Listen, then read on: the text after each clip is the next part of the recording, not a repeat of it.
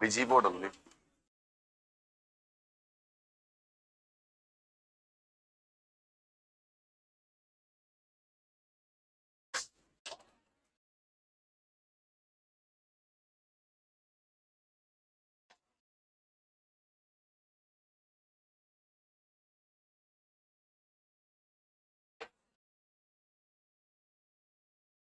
Can we just push?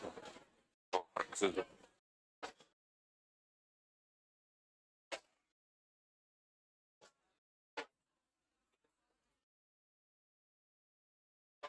That's all. And to rub it off.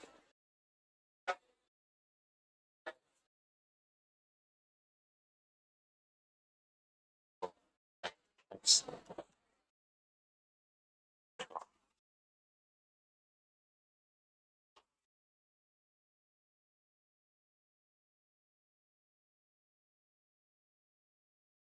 Shall we start? Am I audible? Now am I?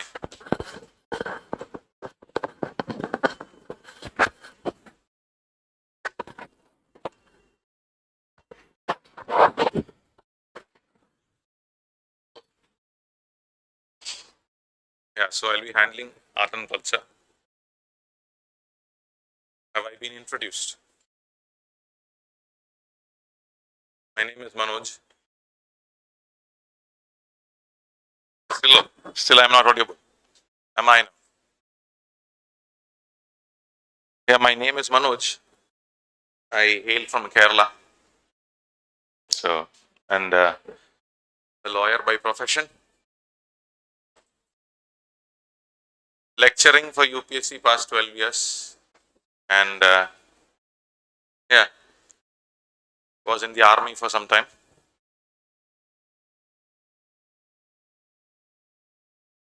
And yeah, is associated with AKS Academy since 2020, 2019, 19.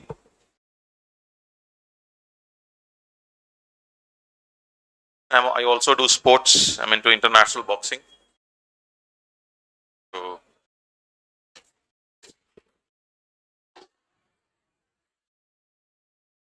I'm last year's national gold medalist. My opponent was from Andhra Pradesh. So he is silver.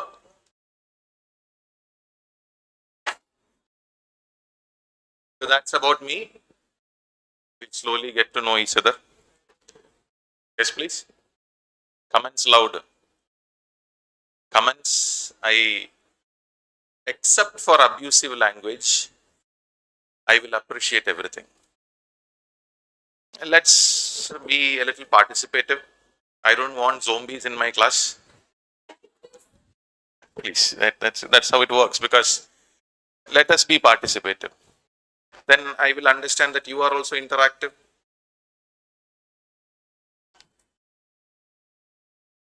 Wherever I go, I lecture all across India. So wherever I go, I try to motivate the students or aspirants to participate, because that shows me that you are also alive. Otherwise, let's keep out the zombie syndrome. And I'll be telling you tomorrow's topics. Please read and come. Today you are fresh. We'll be going into introduction. Some of you are new. That's what the management has told me. I know that somebody else has taken history. So they must have done justice. I appreciate them truly. Whatever the sir or the madam has come and done, I appreciate that truly. But since there are some newcomers, to help them, I will be interacting not only art and culture but also history and going. We'll try to finish it in the time being itself. So we will be going along with it. How to say? Konjam konjam Telugu telusu. So I know that Kannadigas will be here. How many Kannadigas here? Kannada ಏನು problem ಇಲ್ಲ, ತುಂಬ ಮಾತಾಡ್ತೆ, ಏನು problem ಇಲ್ಲ. ತೆಲುಗು ಸ್ವಲ್ಪ ಕಷ್ಟ. So I should learn, because I regularly visit Bangalore. I lecture at Dr. Rajkumar Academy. Bangalore and Chennai. So STI.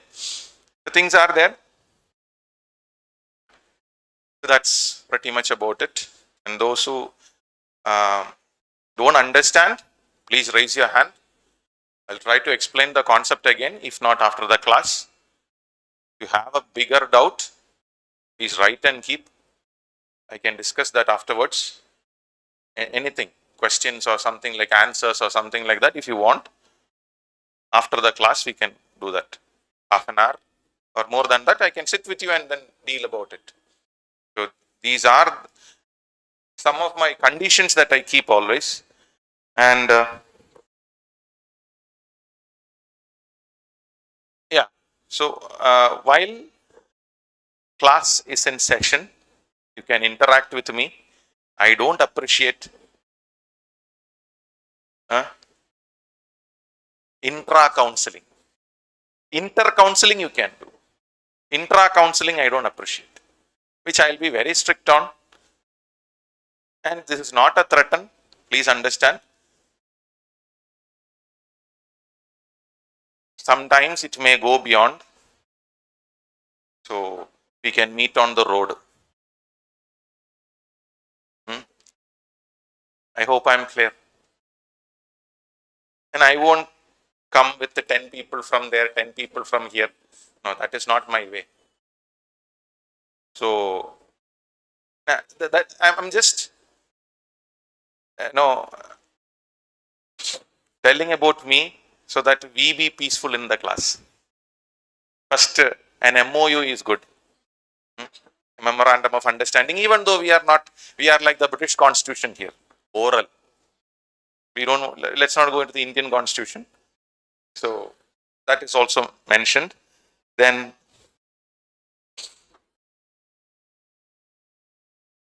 rest anything, please let me know. I'll try to help you as much as possible. 10 days I'll be here, whatever in this 10 days. And one more thing, which is very clear, I should make it very clear from my side is, you want to write answers and bring, I'll help you. But do not bring surprisingly. I'll tell you one thing on the dark side of it, because I'm not blaming anybody. Everybody is good in their own way. But generally what faculties do is, see, when you write UPSC mains, first understand, let's take it logically. When you write UPSC mains, questions are given. For every lecturer that is going to correct your answer, there is an answer key. Understand, they are lecturers who are experienced for nearly 30-35 years of their life, and still UPSC gives them an answer key. If you bring an answer in a question immediately with an answer, I can correct and give. But I'm also a human being, or anybody who is standing here is a human being. They also lacks, maybe they will forget some points. After 2.5-3 hours of class, they might be stressed. So not to keep, or not to degrade themselves in front of you, they might immediately correct and give. But 100% that quality won't be there. I am asking you to use your logic. I am not blaming anybody, neither myself. It's human. To err is to human. So if you send, or if you give your question earlier, and don't write one answer and come. If you are writing answers, at least 5 minimum. Give those questions. It's like a parliamentary discussion. That better answer can be given. Why in parliament also, they are politicians, they know to talk everything. Still the question is given earlier. So this is something, it's done by everyone. Professors who are 35 years experience or 40 years experience also are given answer key by the UPSC. So imagine who are the normal faculties. We are experts, but you want it completely corrected 100%, give the question earlier. Sir, I am going to write this many questions and come. So that they can have an answer key on that. And you can also get, see, there is a difference of only 5 to 10%. But that 5 to 10% makes a bigger change. Right? 5 marks will lose you IAS. You can go out of IAS and land up somewhere else. And if you are a general category, means gone. You're thrown somewhere. So 5 marks can make that much of difference. That 5 marks is 1 point. That 5 marks is 1 point. So let's practically approach the exam. This is what I have. My class will be very silly. Silly means not in the exam point of view. I love to take the class because life has been very hard on me, whether be it for UPSC or for army, everything. So I like to keep as much happiness as possible. I don't like to see life very tough. Life is tough, but look at smilingly. So I'll keep my subject also try to be as smiling as possible. That's my way. So please follow accordingly. I hope I'm clear. So history is completed, right? How many of you have not got history? How many of you are brand new? Okay, there are few. Okay, no issues. So one example I can give on the idea is very class. One example I can give you. Okay, so when we are starting with history, art and culture is also part of history. Art and culture is actually more. Now many subjects has been broken. For example, like geography. Geography, if you look, there are only like 4 questions, 5 questions have come maximum in geography. But 32 questions, up to 35 questions has been asked in environment. Without a geography, there is no environment. Likewise, without history, there is no art and culture. Art and culture also was broken in the due time. Now almost mains and the prelims, majority section comes in art and culture. History, but without history, there is no art and culture. The history has its foundation everywhere. That comes by. And every year, it's increasing.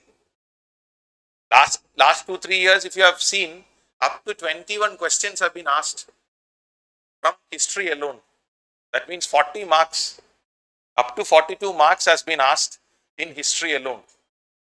So when you prepare for the exam, I know that it's almost all the time, this is not the time for me to say, but still when I'm saying, when you prepare for the exam, what we generally understand is that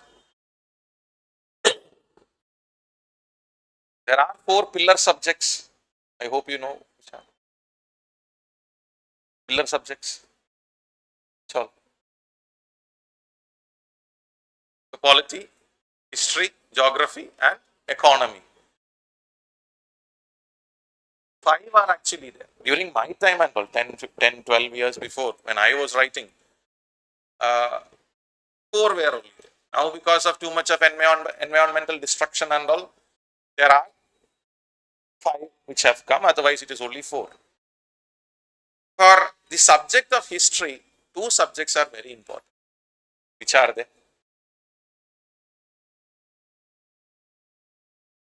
For the subject of history, 2 more subjects are important. Which are they? The first subject is economy. Without economy, we don't say economics. But when UPSC you come, we say economy. There is no economics in UPSC. Indian economy. Indian economy only is here. Economics is not there. People mistakenly say economics.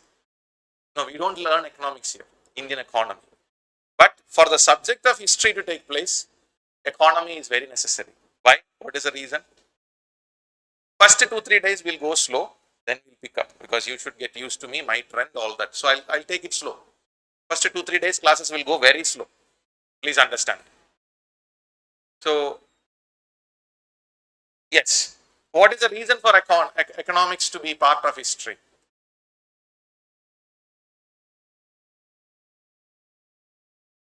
Why are you here? Or why am I here?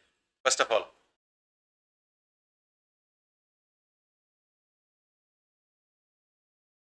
Very, very brilliantly answered. You pass or not, what is there for me? No, honestly, let us be honest with each other. You pass or not, what is there for me? Somewhere, some student will pass. That is enough. Last 12 years, it has been happening. Every year, somebody will pass. So, no issues. I will get my reward in the end. So, particularly you, and from your side, if you take, what is the necessity that you need Manoj Madhav in the class? No, anybody can come for art and culture. No? So, what are we basically doing here? What are we doing here? We are in a trade. We are actually in a trade. You have come and paid the management for a particular consideration. What is the consideration? Lecturing. What lectures? UPSC lectures. For that you have paid money and I will be paid for that and you get what you. So what is the intention? I also should live peacefully. You also need to have a future. Everything is based on money. For that, what have you done? You have come from different parts of India or different parts of Telangana and Andhra Pradesh, wherever, Karnataka. Mostly North Karnataka people come here a lot. Rather than Hyderabad is more close to them than Bangalore. So,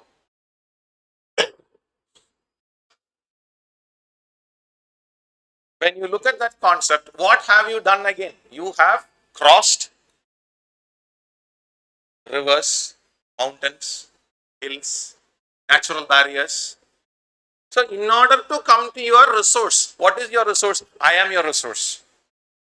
I am your resource now, human resource. I was in Guwahati yesterday. Now I am here, Assam. So, when I came over, I also crossed the same. Mountains, rivers, natural barriers, field, lakes, anything I crossed to come to you. You are my resource, human resource. So, and now we have met. So, I crossed what? Geography to meet my economy. And now what are we doing? When I met you, what am I doing first? You understand the syllabus, I understand the syllabus. But before I speaking the syllabus or anything, what am I doing with you? Establishing my standards. I know the student standard will be the same. Some of you are very brilliant, some of you are not. Let us accept the fact. Some of you are slow. Some of you are slow.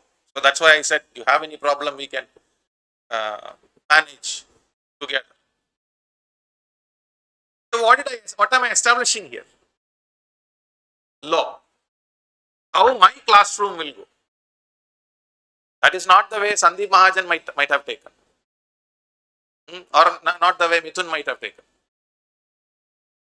So, it doesn't work that way.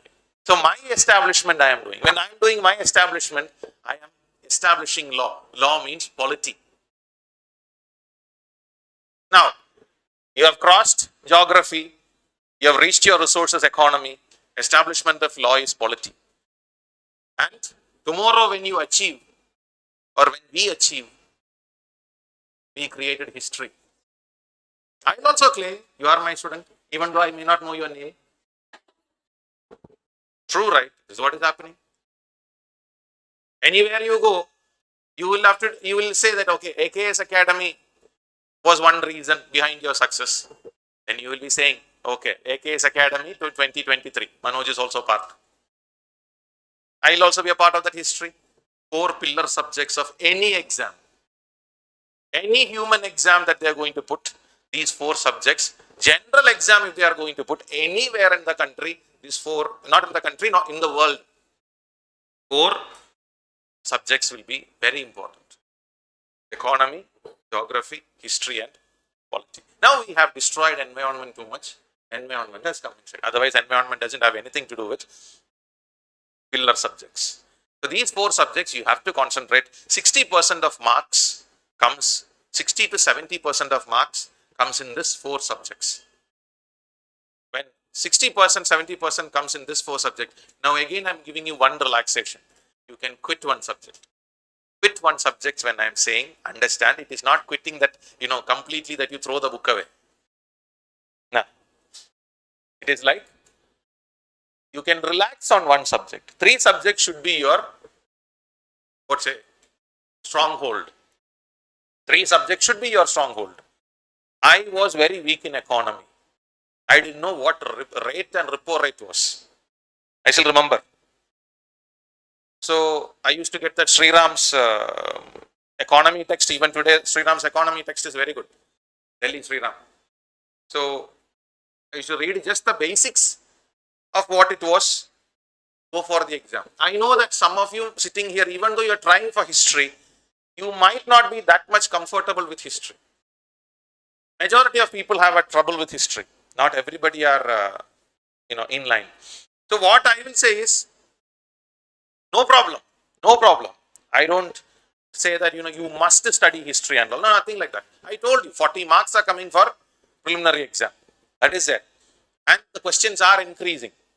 So when you come into the understanding of this particular concept, what we need to get to know is, the first thing is that if you don't want history, just keep it aside. But know the basics. Know the basics. For example, there are 6 modules in history. That's all. Ancient, medieval, modern, post-modern, art and culture. This is Indian history. And finally, world history. So when you look at this particular fact, what we understand is 6 modules come by. The 6 modules,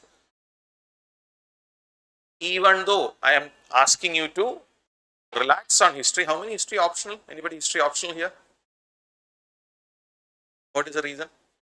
If I may ask, why have you not chosen history as an option? This is another misconception in UPSC, that history is vast. History is the most limited subject. How many public administration here? Okay, few are there. So sociology, majority are there.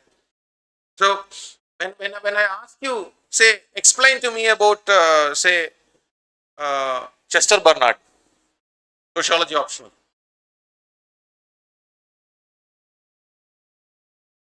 Public administration, explain to me about Mary Parker Foley.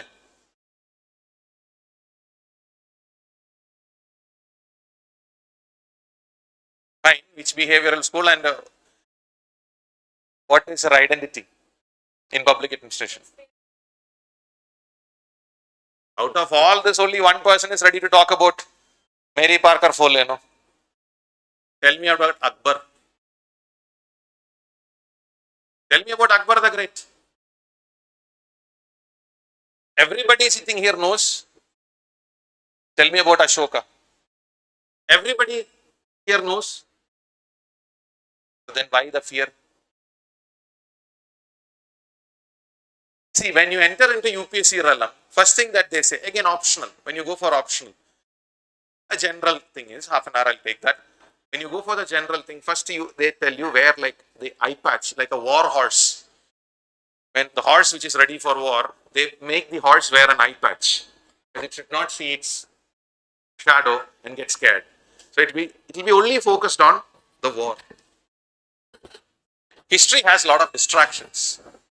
History has a lot of distractions. Why? What is the understanding of distraction in history? I mean, for the men sitting here, you will understand. I mean, how many of you have a girlfriend here?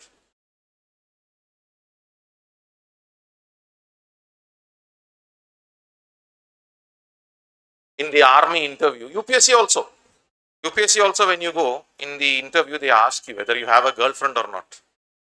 Usually they ask, especially for the army, CDS and all, they'll ask. Like some brigadier or major general will be taking or somebody equal in rank for Navy, like Commodore or Rear Admiral, somebody will be taking, or some Air Marshal, somebody. They will be little jovial on this, the military style jokes and all. Little bit kadwa it will be.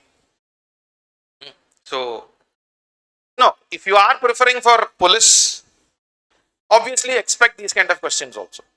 Police or something in the uniformed service. So, what I am saying is, now I asked, do you have a girlfriend? Nobody raised their hands. This is the pseudo culture. We are learning in art and culture.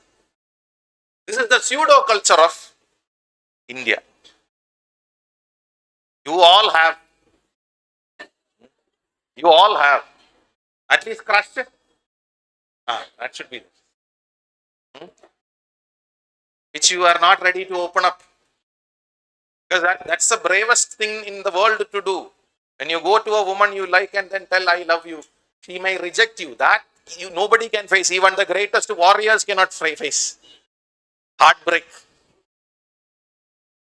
Even the greatest warriors in the world doesn't know how to handle that. They might kill, they might conquer land after land after land. Must have learned about Vijayanagar Empire.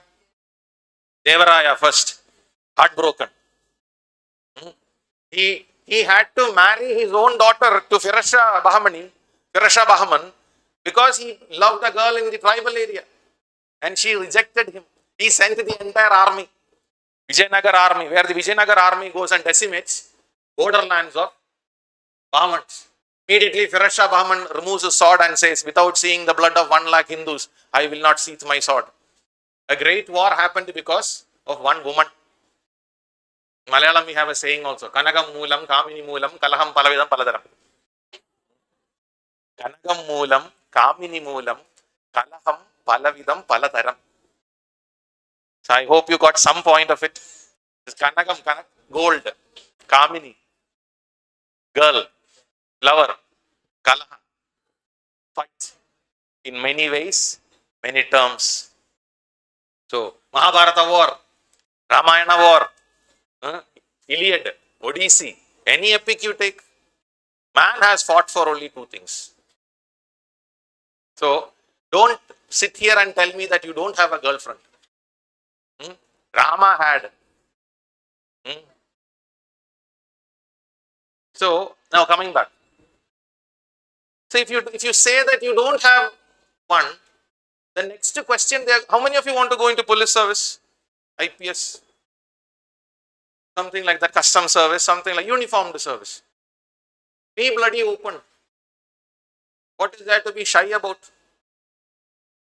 What is there to be shy about? Sometimes when you go for the interview, not in UPSC, but for state interview, police, a sub-inspector or something, or group 1 service, they'll come behind you, they'll stand behind you, they'll laugh out loud, because tomorrow you got to deal with all these kind of personalities. So they might come and ask you one thing. In the interview, if you don't answer properly, next question is to you, are you gay? So, shall I assume the same with the men sitting here? Assumption. No, there is no problem in today we have rainbow cultures. Many of your Facebook's DP will be still rainbow. So, are you rainbow? There is no problem in that. There is no problem in that. See, this is how you are going to be, questions are going to be thrown at you. Be ready for it. If you are not able to accept yourself, be ready for it. Because in interview, it is called a personality test. Personality doesn't come in a day. Personality you have to develop over the time. UPSC, one of the toughest exam in the world. Longest procedural exam in the world. The longest 18 months. One time you lose your thing, 1.5 years over. From the time of what? Notification till the time of your cadre allotment or selection. 18 months, 1.5 years lost. If you lose one opportunity. Longest procedural exam, nowhere in the world there is such a procedure for this. So first understand this. Be serious about it. You need not be shy. You need not be shy. How many of you are from law college? Anybody lawyer? Law college? Okay, 2 bakras I got. Medical college? Doctors? Okay, few are there. Raise your hand. What is it halfway through? Yeah, okay, doctors. These two only have seen the real life in college. Because law college, at least we'll be sitting and learning, 375, 377, all these things we'll be learning. So there our heart opens up, or our mind opens. 377, again, like I said, the rainbow. 375, rape. So when those kind of things, you are sitting with women, we are talking to them, we are discussing the topic, we kind of will not have that intimidation, or we will not have that irritation. We will be comfortable in talk. We will not look at them, talk the subject and think something else. Medical college, anyway, cutting and opening everything. They don't have any shyness. They are open. What do you learn in engineering college?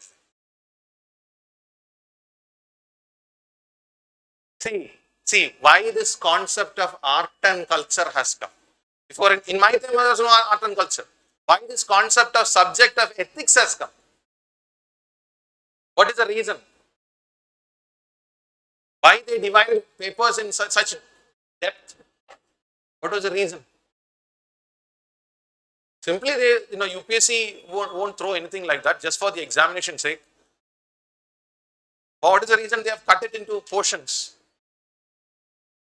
Something should be there. No. What has happened? Now we should go to Socrates. Who was Socrates? Philosopher, father of philosophy. So Socrates, his student was there. What was his student? Who was his student? Plato. Plato's student? Aristotle. Aristotle was the father of political science, and he is father of 2 subjects. Biology. Aristotle's student?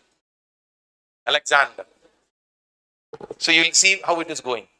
So Alexander conquers the world, spreads the idea of Socrates basically.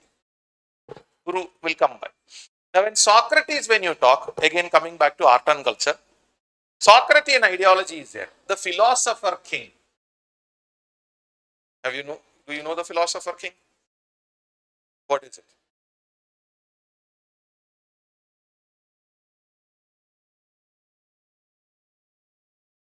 Okay, dominating with reason, logic, everything we can say. Philosopher king we can say. But, okay, so according to be a philosopher king, who all should be below him?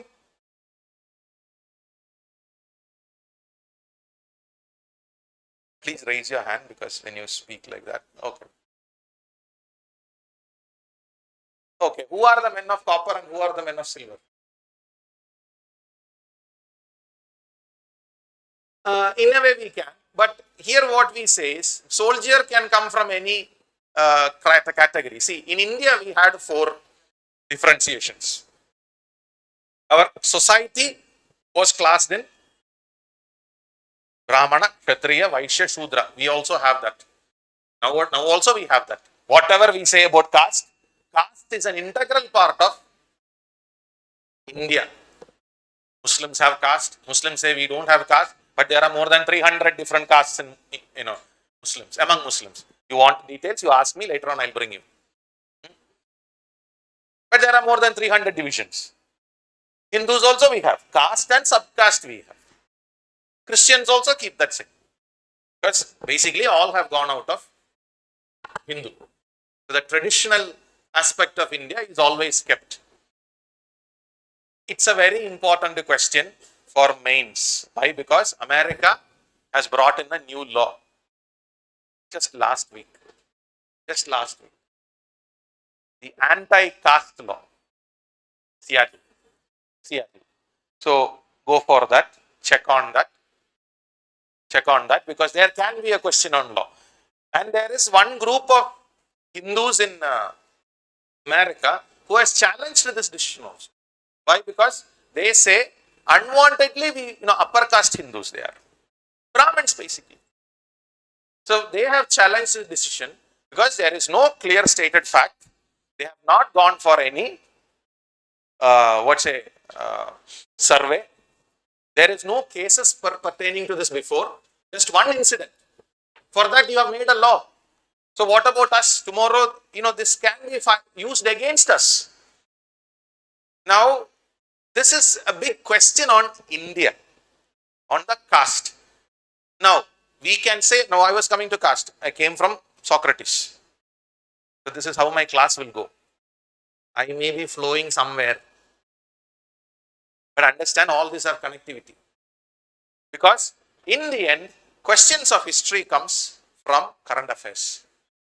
110% I can assure you, questions of history are taken from current affairs. Okay, you said it is vast. Where will they pick questions from? You have no idea. Always deal. Okay, if you read Hindu newspaper, always concentrate. If you are interested in a little bit of history, how to pluck out a possible question, not a probable question, a possible question.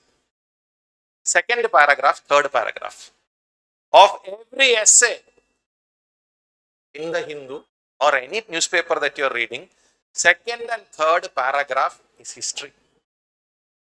They'll give first will be introduction.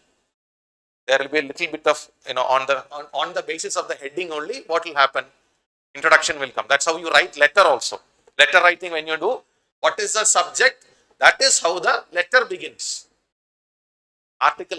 You write an article, essay, because essay is what is, all mains answer is what? All mains answer is essay only. So when you begin the essay, what will you write? What you begin with starts in the, not the exact words, it can be different, but content will be mostly what? First paragraph. Second and the third paragraph is history. All essays will have at least minimum 5 paragraphs. Whenever you write an answer, formulate this particular, don't have to strictly adhere to the rule that 5 paragraph only is what I will give. Thank you. 5 paragraph is only what I will give. No, that's not the case. You can go 7 or 8 or whatever you like, you can go. But minimum 5. Introduction, then 1 paragraph history. What was the account of that, historical account of that? Then almost 2 paragraphs. What? The body, conclusion. This should be there in your answer. This should be there in your answer. It's not about content. It is about presentation also. For that, what I will recommend you is, go to some of the ministerial websites. I don't know whether you are following ministerial websites. Ministerial websites, when you follow, the best thing that you get is, IAS officers are writing there. IPS officers, IRS officers, they will be writing some article. You will get used to their trend. Yojana, Kurukshetra and all, most of them are written by some of the officers. That will also come by. Now, coming back. Caste is a very important aspect of Hinduism or the Indian culture. Even though Christians and Muslims and Parsis and Jains and Buddhists have all come, okay, where we don't see much of that with Parsis or Jains or Buddhists. Among Christian, Hindu, Muslim, which we call in India as personal law. There are only 3 personal laws in India. Hindu law, Christian law, Mohammedan law. Hindu law, which book?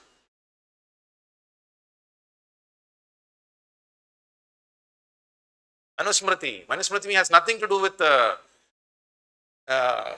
Hindu legal system. Okay, unfortunately, Manu is blamed by feminist. Not feminist, pseudo-feminist. Feminism is okay, equality. Pseudo-feminism is what? And unfortunately, most of those who call themselves feminists are pseudo. They want rights, not responsibilities. Equality means take rights as well as responsibility. For example, this is metro, right? Oh, flyover it is, okay. You go to a metro, first thing that you will see, one entire bogie is there for women. If you want equality, then one bogie should have been given for men alone. There are men who fear women. Oh, wonderfully. Don't ask me 15 years of legal experience. There are men who literally fear women. Men are molested more than women. I sympathize with you. Men are molested more than women. But we cannot talk out. Mard rona nahi chahiye. Nobody talks out. Women at least have the courage to tell out that I have been subjected to so and so things. At least she is encouraged to talk about. Because in India, a man cannot be raped. Indian law, a man cannot be raped. Will you accept that? No. Only a woman can be a prostitute. A man cannot be a prostitute. Will you accept that? There is a concept of gigolo. Male prostitution goes on. But according to Indian law, a man cannot be. So, if you take the case to court itself, court will dismiss it off. Then they dismiss it off because there is no law in existence. But the world has changed. Our law has not changed. The world has changed. So, equality, when you say, then in the bus, there should be male alone, men only seats. There should be in metro, men only bogies. Should be there. That's equality. Otherwise, it's only, craving of rights that we want. Those who claim for this rights alone is who I call pseudo-feminists. Feminism is all about equality. We both are created equal. We will stand equal. That is feminism. That's the beauty of feminism. So, when we come into that same, again, we went from where? Caste. We went from Socrates. Now we have to come here. So, caste, when you speak, when the foreigners came into India, like see, caste is there, caste we cannot avoid, because when we go sit for a marriage of ours, we know how much we talk about caste, how much we talk about the others also. This was there from the ancient times. Only when the foreigner came, the Englishman or the European came, they highlighted it. Even today this is there. Now what is a foreigner doing? What is a foreigner doing? He is highlighting it. He is highlighting. For anything and everything, India is blamed in America, especially only for caste these days. India has caste. By the looks of yours, you don't seem to be from here. Which Mizoram, which tribe? Zhao tribe. Zhao is Naga. Mizo tribe, okay. Zhao is Naga. I have a lot of Mizo, Naga, Arunachali students. So that's why I'm asking. They don't have caste there. But they have another thing, tribe. They will be they are much more, intense in the idea of tribe than caste. Especially not Mizos. Mizos are very outgoing. Mizos and Manipuris are very outgoing. But you go to Arunachal, Arunachalis are closed. They look at us, they look down on us. They literally look down on us. Arunachali, non-Arunachali. That idea they have. So, everybody, even if you go to Andaman and Nicobar, what do they say? Islander, non-islander. That's how their differences are. They look at us like that. First thing they'll ask, are you an islander? Otherwise, they'll show a little distinction from us. Everybody has distinction in their culture. So, all the time, like I said, when you sit and talk in a marriage, when it is our own caste members, we will say, what bloody caste is theirs? What bloody caste is this? Maybe we are of a lower caste, but still we blame the upper caste. And again, those who are lower than us. This is our general trend. But does that make any difference among us? Now, all of you are sitting together. I can say, all of you are from different caste or subcaste. But you're all sitting together. This was India always. But a foreigner comes inside. Oh, caste. That caste will have an O with it. Oh, no, O. So, This is what has been, and we felt about it. We felt very bad for it. Actually, it is not bad. Now, when you learn about sati, we will come in art and culture. Sati was once upon a time considered as what? A genuine thing. A genuine thing. Now, how many you must be understanding? For example, when you look for the idea of Jataka, we look for the idea of Jataka before marriage. Even if you say you are an atheist, your parents will take, whether it joins or not. So, Pattil Patt, 10 out of 10 Purta, all that they'll say. So, when that is being taken by your parents, what is the understanding? Basically, the God, who is the god of astrology? Who is the god of astrology? Murugan. Karthikeyan. Karthikeyan is the god of astrology. He himself has cursed astrology, no? He himself has cursed astrology, that will not work.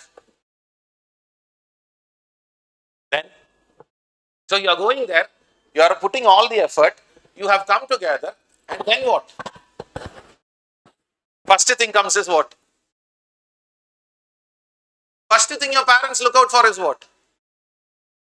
Try intercaste. How many of you are ready for intercaste? Some marriage people, okay, gone, not to do. Others who have opportunities.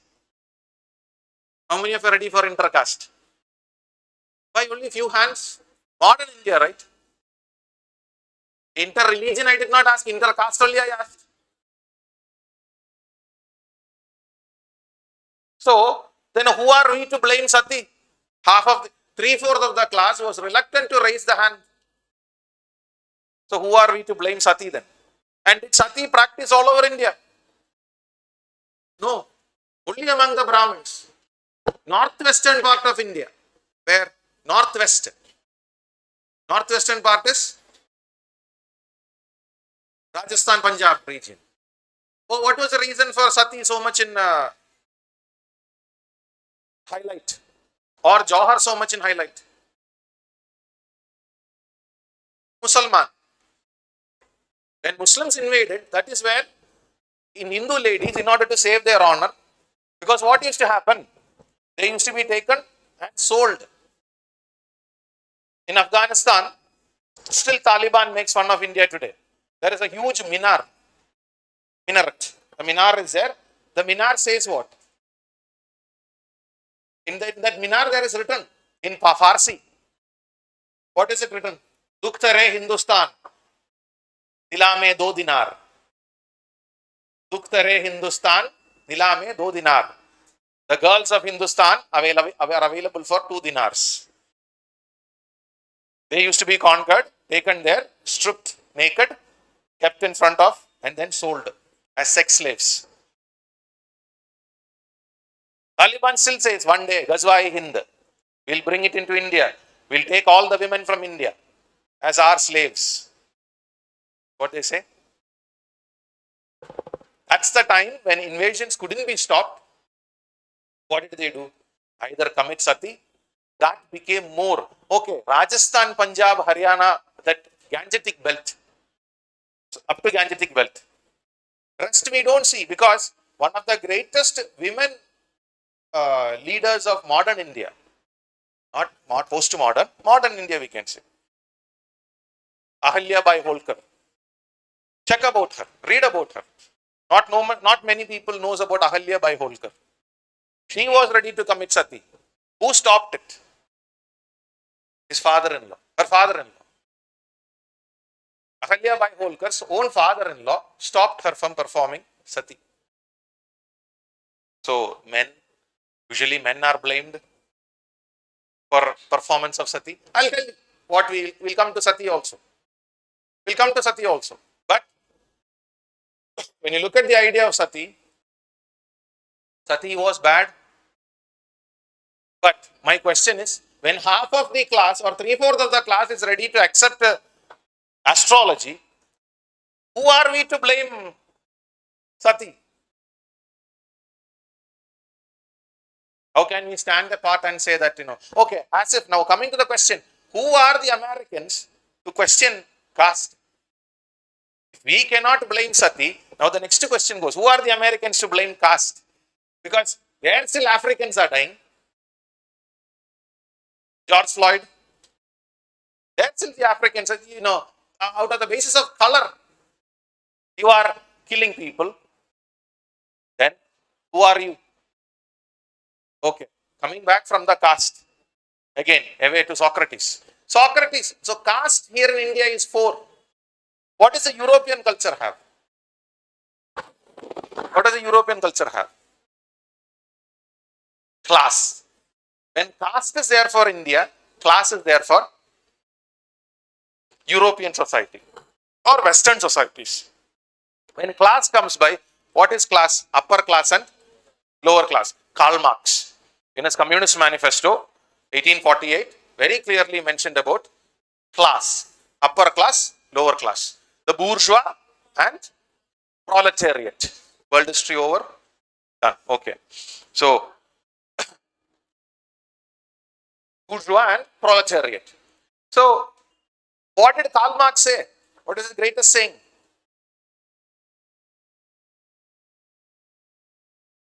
Okay, bourgeois is capitalist and proletariat is usually the ones who are upholding the idea of socialism. But what did Karl Marx say? What is Karl Marx's greatest statement? There is a world to win, you have only chains to lose. You have only the chains of bondage, chains of slavery to lose, but there is a world to win. That is what Karl Marx said, Communist Manifesto. But Communist Manifesto cannot be understood without another book. Which book? It is like Quran and Hadith. Communist Manifesto cannot survive alone. Das Kapital. Das Kapital by Friedrich Engels, the friend of Karl Marx. So without Friedrich Engels, Das Kapital, there is no Communist Manifesto. Because first you should understand what is capital. Through capital only capitalism will come. The concept of that. So anyway, so coming back. Coming into the class society. Caste is gone, India, let it be. Now coming into class society. Class is divided into 2. As I said, haves and have-nots. The have-nots are there. Have-nots are not given any interest at all. They are not even considered. They are not even considered. But when you come to class is divided into 3. Like you said, copper spoon, silver spoon, and then the philosopher. Here, I will say, not the copper or the silver spoon. The Great Wall of China is there to object the Mongols. The Great Wall of China is always there to object the Mongols. But when the Mongols come, Chinese wall was not enough. Okay. So those who think that they can hide behind somebody and talk, Mongol will come. Okay. So some great walls are not enough. Concerned people understood. Okay. And Genghis Khan is very ruthless. Yeah, anyway. So coming by. The upper class. Upper class is divided into 3. So the lowest among the upper class, the copper spoon or the copper category, what they say is the specialists. Specialists generally are called, in modern day we can consider them professionals, accountants, engineers, doctors. These are all specialists. Now, in India, when you talk that you are an engineer, how many engineers here? Majority. So when you talk that you are an engineer, you are a specialist basically. You are a creator. Basically, in world history, you must have learned about the Industrial Revolution or Renaissance, those kind of areas and all when you come. Industrial Revolution, when you talk, that is definitely called as the age of engineers. Industrial Revolution is called as age of engineers. So when you talk about this particular area, what we understand is there is what? The lowest among the upper class. Lowest among the upper class are engineers basically. Why? They are creators. They create. So, if you are an engineer, you are a creator. One of the greatest engineers is Robert Oppenheimer. What did he create? Atom bomb. So, every engineer or every creator wants his creation to be conducted. Can you keep on conducting atom bomb explosion? Or atomic explosions? No. Or something like very deadly. But that is your creation. Obviously, you will be attached to the creation. Whatever, maybe it is deadly for human being. Yes, today so much less wars are there. It's only because of atom bomb. Atom bomb prevents many wars also. It is the one which can destroy us all, but it is preventing much of wars. So imagine if everybody, when they create, they want to see the result of it. Some results can only be seen on the paper, not practical. So who will control these engineers and doctors? Doctors again. Like I said, in India, we get a good job in Google or Cisco or Wipro or something. We are happy. The idea of creation is not among us. We are not asked to be creative. How many of you have went for MTech? How many of you went for PhD after MTech? Especially engineering, much people don't go for research also. But in European countries, they go for research, PhD in engineering. In India, we don't have that culture. Get a job, settle, marry somebody, settle, push. So, this is not the culture of foreign. So, when you come into that, European trend is that they encourage for research. So these researchers, now when their research is reached, they want it seen. So who should control whether they should be practical or paper? Lawyers. Lawyers. Now lawyers are lawmakers. Lawmakers will come with what? Suppressing the idea of creation. If it is negative for the society, that should be regulated. So lawyers will come or judiciary will come. They'll suppress. But judiciary has a problem. What? They will try to control every aspect. Or they will try to suppress every aspect. They may not understand. So above the judiciary, who should be there? A philosopher. So what is the understanding of philosophy? What is the understanding of philosophy? Now, long before I asked you a question, why in UPSC art and culture? Why in UPSC ethics? Why they have gone so deep? What is the reason? Just one answer. Why the subject ethics? What is the reason for ethics? Ethics has to be taught to us. Our parental time, ethics were not taught. They naturally knew what was ethics.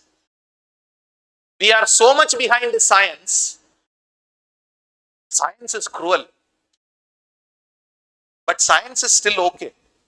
When science becomes technology, it's very cruel. Sometimes atom bomb in paper is paper tiger. But when it becomes real, it can take life. So science is also okay. The mindset of science is dangerous. Now, what has this one? This seems very innocent. This fan seems very innocent, right? But imagine how many lives it has destroyed. Never thought like that. No. Imagine this fan was not here. What will be our case? How many trees we have cut because of this fan? Because this fan can give us some comfort. We never cared for the trees outside. We cut them without any remorse. If fan is not there, forget AC. Forget AC. Because through fan only AC came. Conditioning, air conditioner that came by. If these two were not there, how many trees would have been standing here? When it was simple science, it was harmless. But when it became a technology, it became harmful. It takes life. So now science, now today, industrial revolution came by. Industrial revolution is the age of engineers. Engineers are cruel. Engineering is cruel. Engineering is cruel because they don't look at nature. They look at only the finishing. Whatever is in my way, I will cut it off. That's science. Science doesn't care for the path. It only looks at the end. So many of our students are what? Science background. UPSC, when all these people are coming into UPSC, so they are policy makers of tomorrow. What will you do? Okay, 3,000 trees, no, cut it off. Why? Metro has to come. Why? Flyover has to come. You will not care. There, the examination point of view, they had to bring in ethics. Ethics as a paper. First, we all laughed. Because I was writing when CSAT and all came. So, actually we laughed. What is the necessity for all this? Today, it is brutal. It is very cruel. It goes by. Upper class, lower category. They are creators. Creators are cruel. On above, lawmakers come by. Lawmakers have little bit of sense. But again, lawyers, cunning. Lawyers are cunning. Lawyers are very cunning. Or else we can say lawyers are shrewd. I don't want to use the negative word here. I am using shrewd. What is a positive word? You can see that. English comprehension. Shrewd, if you say. An IAS officer should be shrewd. What is the positive side for it?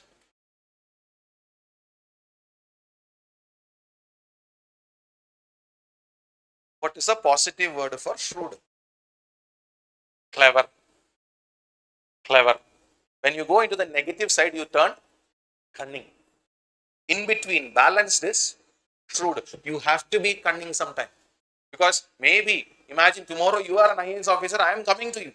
I might have negative intentions. You should be able to see through me. If I am going to be cunning, you must be clever enough. Or at least you must be shrewd enough that you dismiss me off. Sir, it's not possible. Otherwise, you will get cheated. An IAS officer, IPS, or anything, a civil servant has to be, or anybody, all of us have to be shrewd only. Because we don't know who is going to come against us. What mentality they are going to come against us. So when you look at CSAT, English comprehension, there are negative and positive words also comes by. That's a word they use. So if they use a word clever, you must be able to judge, okay, whether it is a positive aspect or not. Coming by. So as I said, lawyers are clever or shrewd or cunning also. They will suppress whatever creativity will come. Lawmakers. Now there should be a philosopher king sitting on the top. The philosopher king will understand whether it has to be applied logically. Logic is with whom? More logic is with whom? There, they will benefit. So, according to Socrates, philosopher king a ruler should be. So, this is the understanding for what? They also have class. We have caste. That comes by. So, this is India. Now, coming into the word history. Coming to the word of history, what do you mean by history? Please, after learning ancient India, don't tell me this. I will never blame the faculty. I will never see anybody as negative. Maybe that's my own character. Somebody can see me negative, no problem. But I don't like to see anybody negative. You are sitting in an academy. I cannot help you 100%. Let me tell you that. Any faculty who has come here cannot help you 100%. And if anybody has told you, then they are cheating. Reading my notes alone, you will pass. Backstabbed you first class. I don't know who it is. I don't know who the name is, but I will never accept it. An academy can help you, maximum is 20-25%.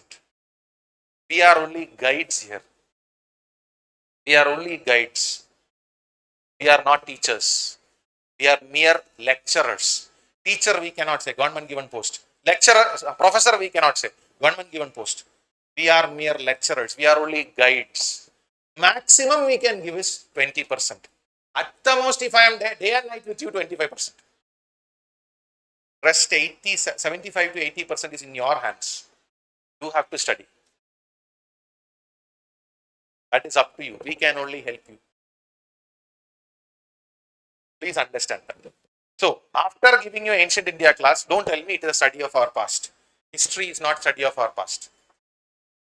Explanation of history can be say, okay, yes, study of our past. But what do you mean by the word history? Experience of what? Experience of what?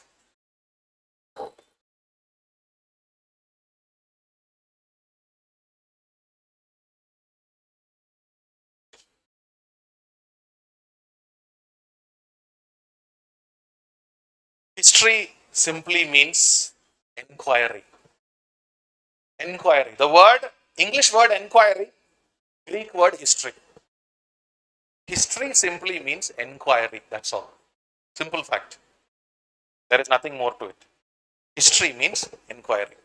Study of our past is the explanation for that inquiry. Because the father of history, who he has been displayed for a very long time. The father of history, Herodotus. Okay, everybody told Herodotus, a Greek personality. Why Herodotus? Why did he become the father of history?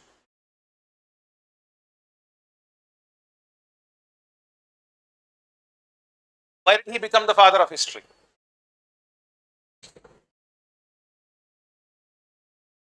Tell me something you have learned. See, I told you in the beginning, let it be stupidity. You are here to learn. I know that none of you are idiots. What's the difference between idiot and a stupid?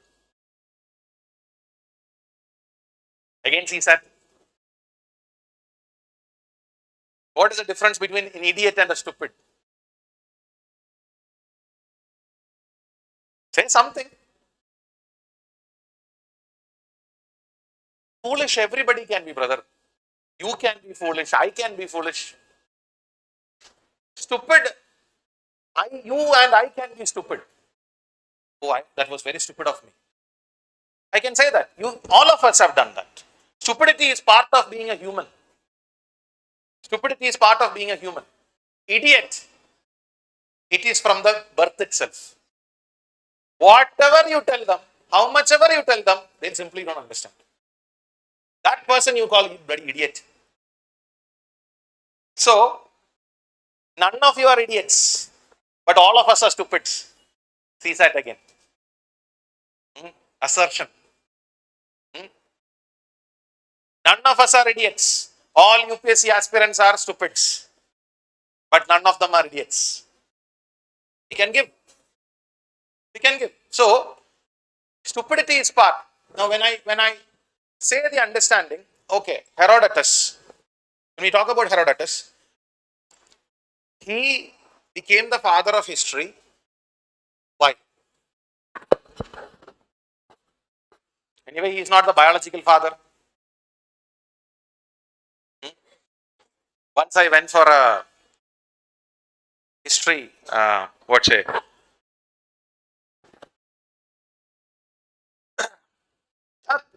meeting or a convocation, we can say, in Delhi, Pragati Maidan.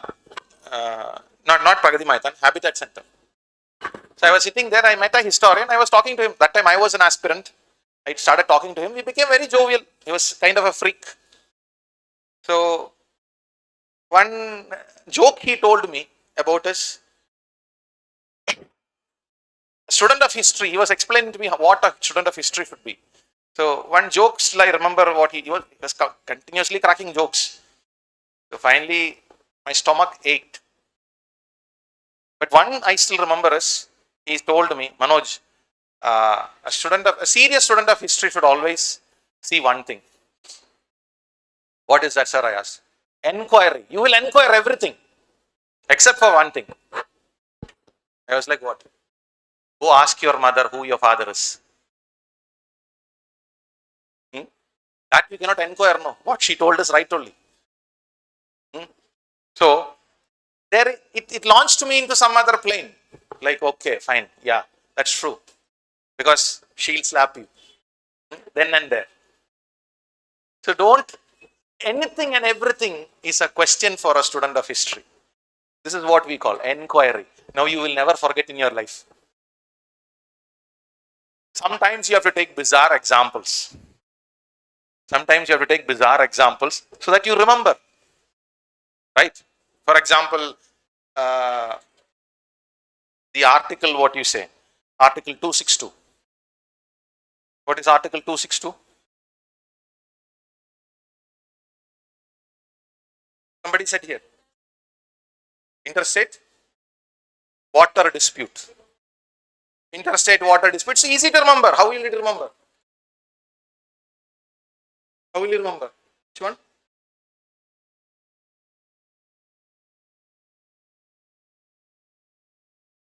Mark. So it is 262, no?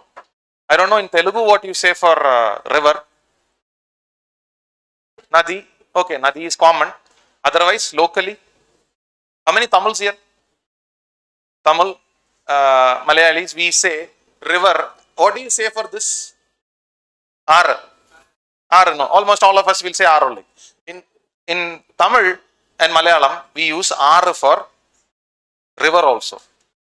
A rivulet and all, we say R. So between two states, there is one R. 262. Interstate water dispute.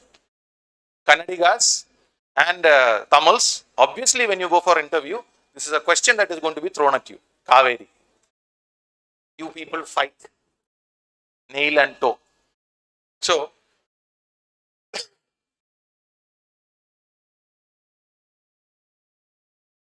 simple things. Sometimes we have to be silly. UPSC is not all about being serious. Now, I believe in something called as infotainment. Infotainment. Information and entertainment. That's how I keep my studies. I remember a lot of things with that concept. It will keep you de-stressed.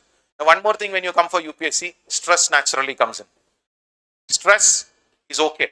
Everybody takes stress. But don't let that stress turn into depression. Without your knowledge, that will turn. You will not realize that. Your friends, relatives and family will realize it. Because your character will naturally change. Immediately anger will come out. You will start crying. Don't differentiate between men and women. Both of us will do. Both of us will do. So, one more thing I would suggest is exercise. Go out, at least 1 hour in a day. Go out, play or walk. Walk, don't go with friends, go alone. If you're playing means enjoy. Cricket or badminton, whatever you do. That 1 hour you are disconnected. That 1 hour will de-stress you for a very long time. That is very important. Because when you go to Rajendra Nagar, Delhi, one important thing is, especially when mains result, interview result and all comes, at least some 5 to 6 suicides are very natural, very common. Very common. So when you are seriously preparing, this happens. Some people cannot take it. We will say that that is because of that, there is not much of exercise. Any problem, any anxiety, this is what my father have taught me. Go down 100 push-ups. Any trouble in life. Immediately you are stressed on the floor. I'm not a person who takes 100 push-ups or something. But I will try. I will try till I fall. That will distract you. Love failure, immediately 100 push-ups. So, see, I can come and start the subject. I know many people have come before me and done much of subjects too. You know much of subjects. You know history also. But let me go in a systematic way. Allow me that, give me that permission. Otherwise, trouble is coming. Because in another 2 months, exam is waiting. UPSC is a monster. The better you understand the monster, not me, the monster who stands in front of you, not me, that is UPSC, The better you understand that monster, easier it will be to conquer. If you don't understand that monster, the monster will come and devour you. Keep it in sense. So coming to history, as I was telling, history, the word historia means enquiry. Now, there are two people shown here. Who are these two people? Herodotus and Thucydides. Why Thucydides? Why did I show one more name? A contemporary historian, a Greek historian, contemporary Greek historian. But why Herodotus became the father and Thucydides did not become the father? Both were contemporaries. They lived at the same time. Why one got selected and the other did not? Think like UPSC itself.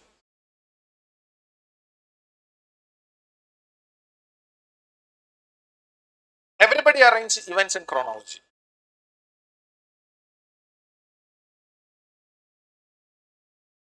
The reasoning part. Okay, we can consider a little bit of to the reasoning part. So what we understand about Thucydides is, Thucydides wrote about something called as the Peloponnesian War. The Peloponnesian War, what we understand is,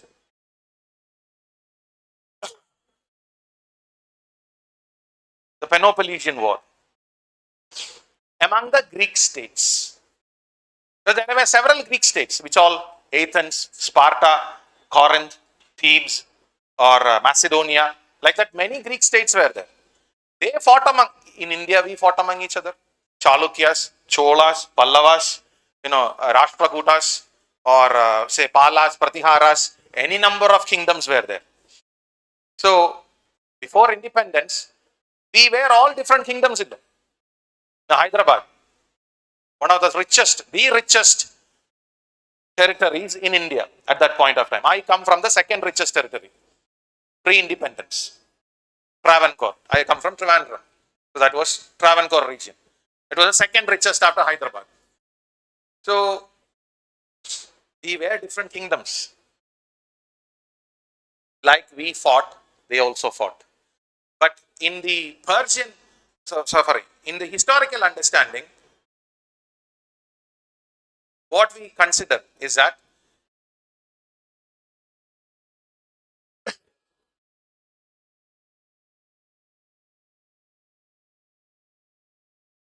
please don't talk. I go in a very storyline format. If I am distracted, that is affecting the class. Maybe you don't want to study, but others do. There are people who has come here to study. You want to talk outside, there are cafeterias. Just outside our building itself, there is a bakery. You can go there, aram se sit and talk. Distracts me a lot. Just because I'll come pick you out of the collar and throw, woman or man. Please understand, I respect you. I expect the respect back. Please. So coming back, the Peloponnesian War, as I mentioned, the Greek states, they fought among each other. So this was written by the person called as Thucydides. But when it comes to, there was another group of war that was done between Greeks and Persians. Have you seen the movie 300? I'll tell you some movies and all. Please, if you have the time, try to watch it, because I can give you a number of books. But I know that books will be caught and kept. Not bought and kept, caught and kept. So look at those books there. 10 years later also most of the books will be like that only. Their backbones won't have any problem. Because when you use the book, the backbone will flex. Every book has a backbone. Most of our books are also like that. Because we are not voracious readers. So to understand the concept in history, I might tell you some movies or something. Just watch it so that you can understand. Because history is all about perception. How we perceive things. History is mostly a woman's subject. A female subject. The best you can think like a female, you're successful. But men, we cannot. We obviously are, God made us differently. The woman, when she thinks, it's all colorful. We are very black and white. Now, men, we are colorblind. When you go to army test, army there are 5 days medical test. Or Navy or Air Force, anything, 5-day medical test is there. One test is colorblind test, which are not given to women candidates. Because for us, we may not see certain color. So you will be going for a patrol in the jungle, your enemy will be standing next to you, you might not see green, you will be walking. This happens. That's why we are given colorblind test. Many of us will not see colors. And for example, the blue that you men sitting there, including me, the blue that I see is not how the women are seeing this blue. They see little more brighter. For us, it's a gray level. So anyway, so what I am saying is, history is mostly a woman subject. A female subject should be able to articulate. The way they dream, we cannot dream. How fancifully they dream. So the more you can put those colors into your head, the more you remember. Men, we men. So when you see a picture, that's why I try to bring as many pictures as possible, or maybe videos as possible. So when you put the video, or when you see that, okay, you know, for example, like you're seeing the movie Patriot, where the English army is marching. What was the rank and file formation of the English army? How did they fight in the 17th century? Or in Napoleonic wars, how did they fight? Artillery firing. For example, American War of Independence, when it comes to Tipu Sultan, how did they fight? You can create answers. You can very well create answers. Not just by, what has happened here? Huh?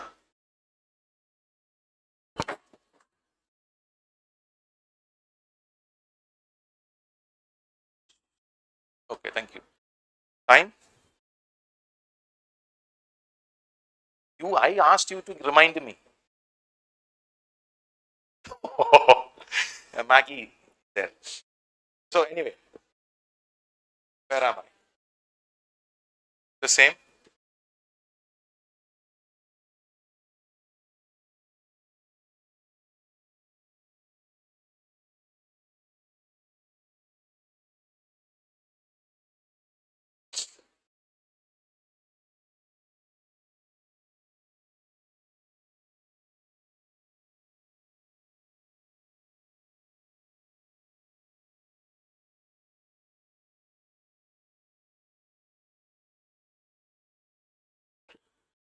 Thucydides wrote about Peloponnesian War. Herodotus wrote about what?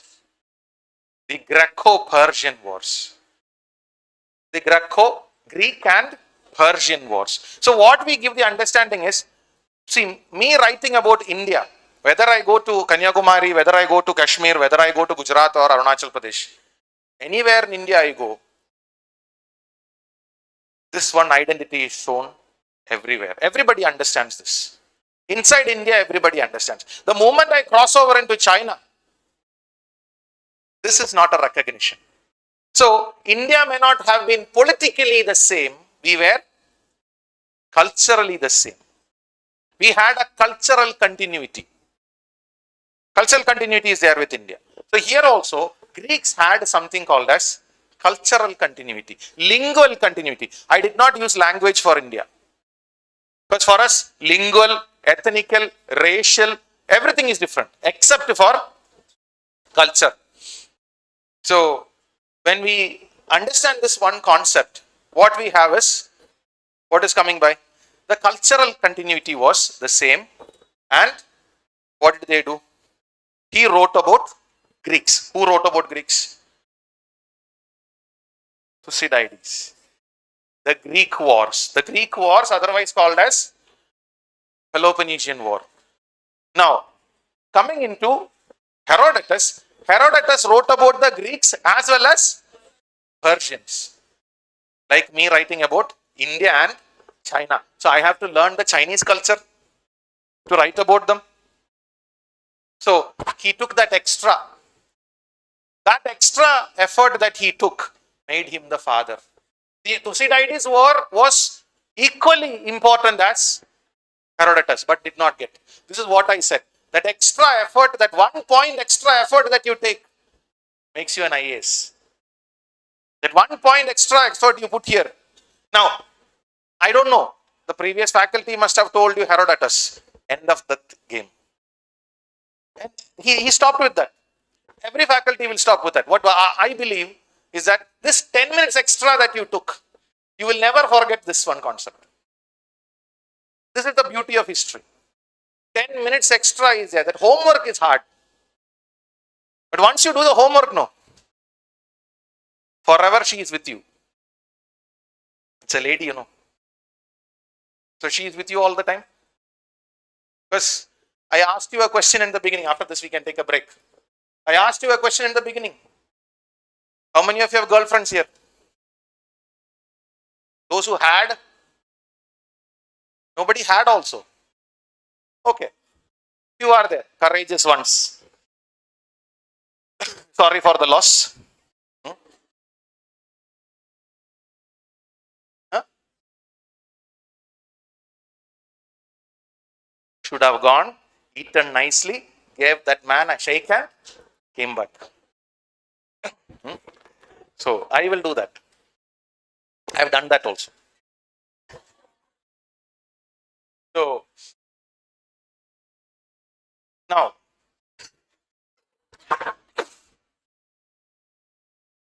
what I am saying is, okay, now remember the time when the girl was with you.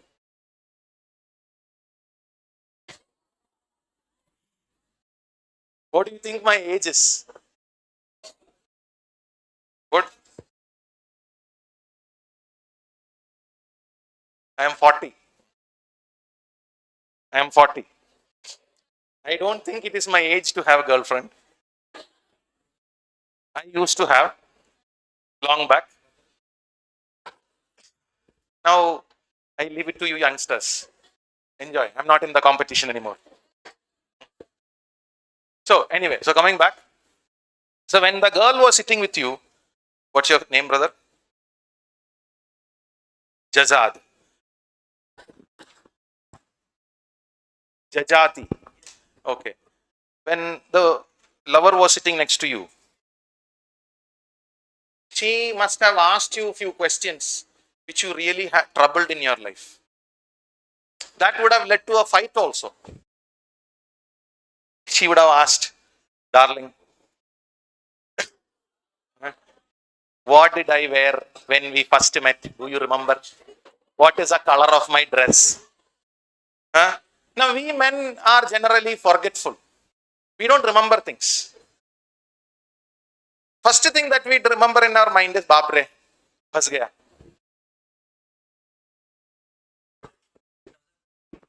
No, of course, but they'll ask something else, which we don't remember. Men, we don't remember everything, but they remember by second and minute. When the argument comes only, you will understand. Must not have argued much. Of course. Nowadays, witness, evidence. So what happens is, if you don't answer them back, then next 1 week is fully fight. And then the next argument, they will bring this also up. Bloody, you don't remember anything what I tell. You don't remember anything what I do.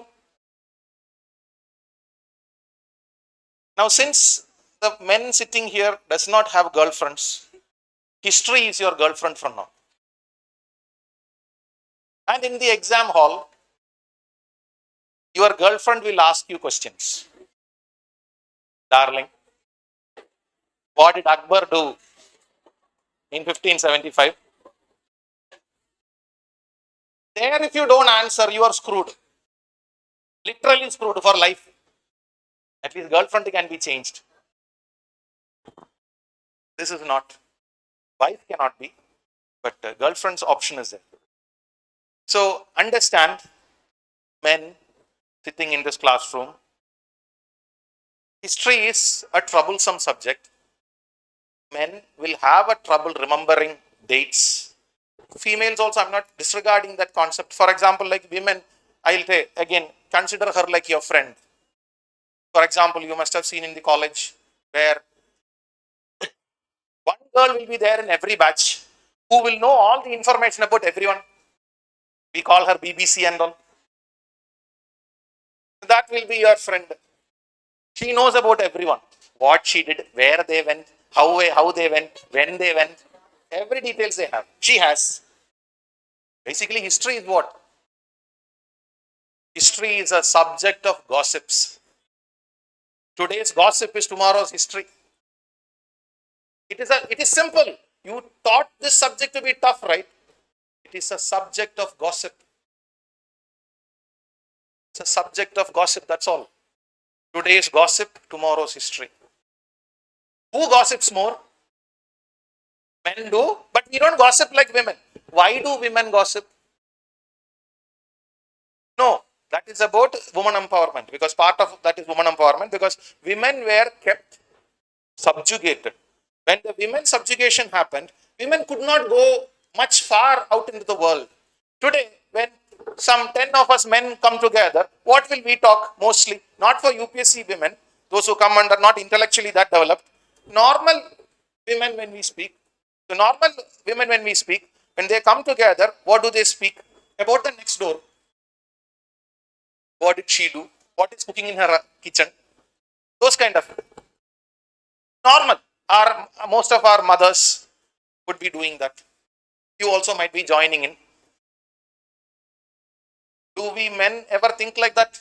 What is cooking in the neighbor's kitchen? No. We may think what is cooking in the Trump's kitchen. Donald Trump. Men, so this is also historical. We walked out. We went far. So we always were bothered about something which were far. Women were always limited in the home. So she also wanted information. Everybody loves information. So she just, evolution made her collect information from nearby surroundings. We men collected information from far away, which is called current affairs. The woman's gossip is what men's current affairs. Nothing else. Men we call the gossip as current affairs.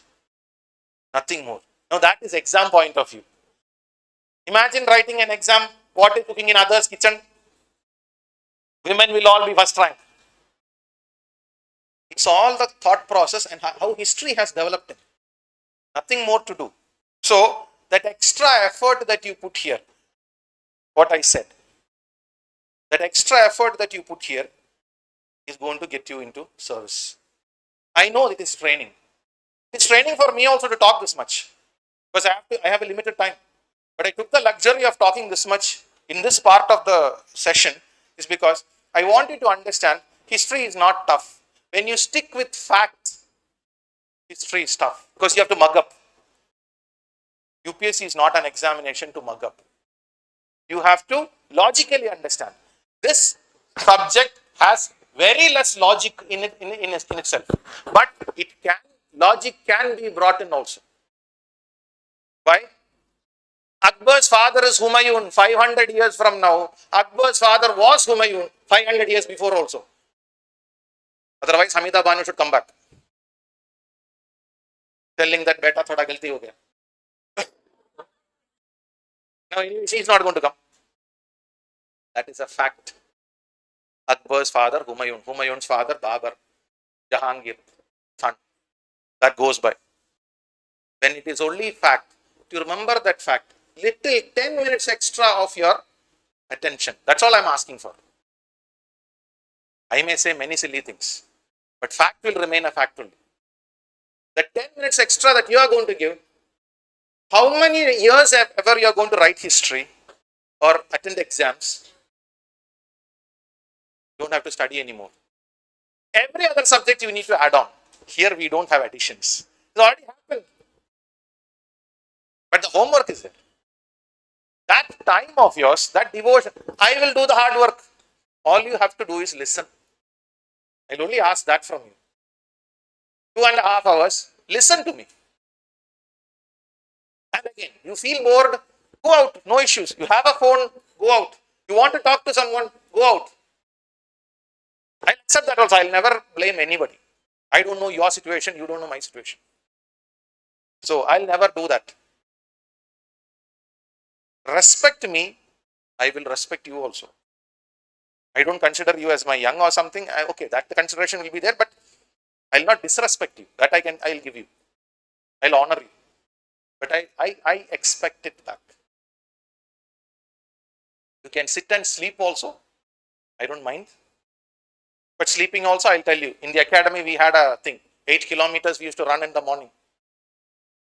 And then heavy exercise, everything. After that, they'll give us very nice breakfast. They'll bring us to the classroom then. By around 10, 11 classroom we have. We have to be prepped in our uniform. In the class, AC. We'll be very sleepy. But they'll never allow us. If we have found sleeping means you're dead. Immediately, battle gear with a gun. Takkar marna hai.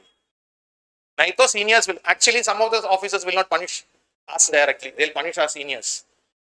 Senior will get the punishment. Senior will come in the night. 10 o'clock lights off. Remove completely. Stand in your underwear near that canal in OTA, Chennai. You can understand the canal, Buckingham Canal, which goes. How much mosquitoes will be there. Then they'll come early morning, 4 o'clock. Before the sergeant comes, Subedar comes. ठीक है जा सो जा 5 o'clock again wake up.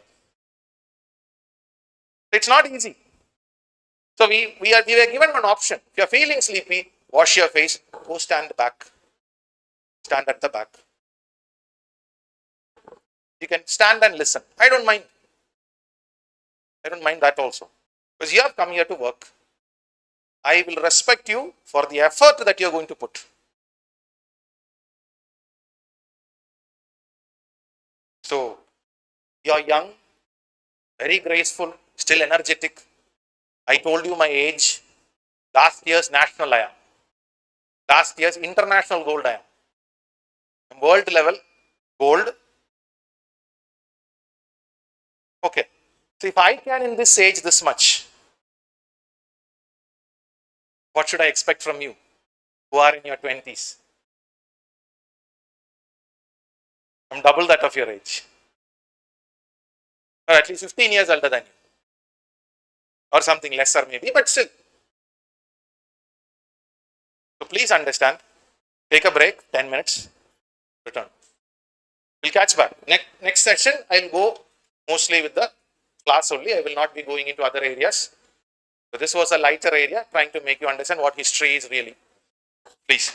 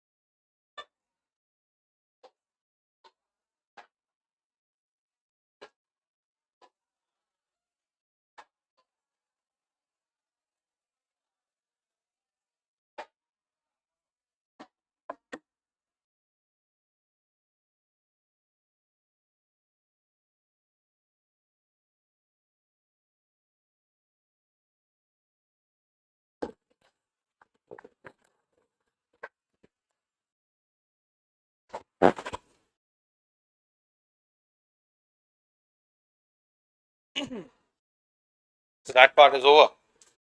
So what is history and all of you know, as we come across. Now, when you talk about history, we are seeing that in the Western understanding. All these are Western understanding. But when it comes to East, what is the understanding here? East, we are generally told, especially history faculties also go to the idea that India does not have history. I mean, like, we don't write history. And that's very wrong notion. That's a very wrong thing. Because we had history. We wrote history. How come?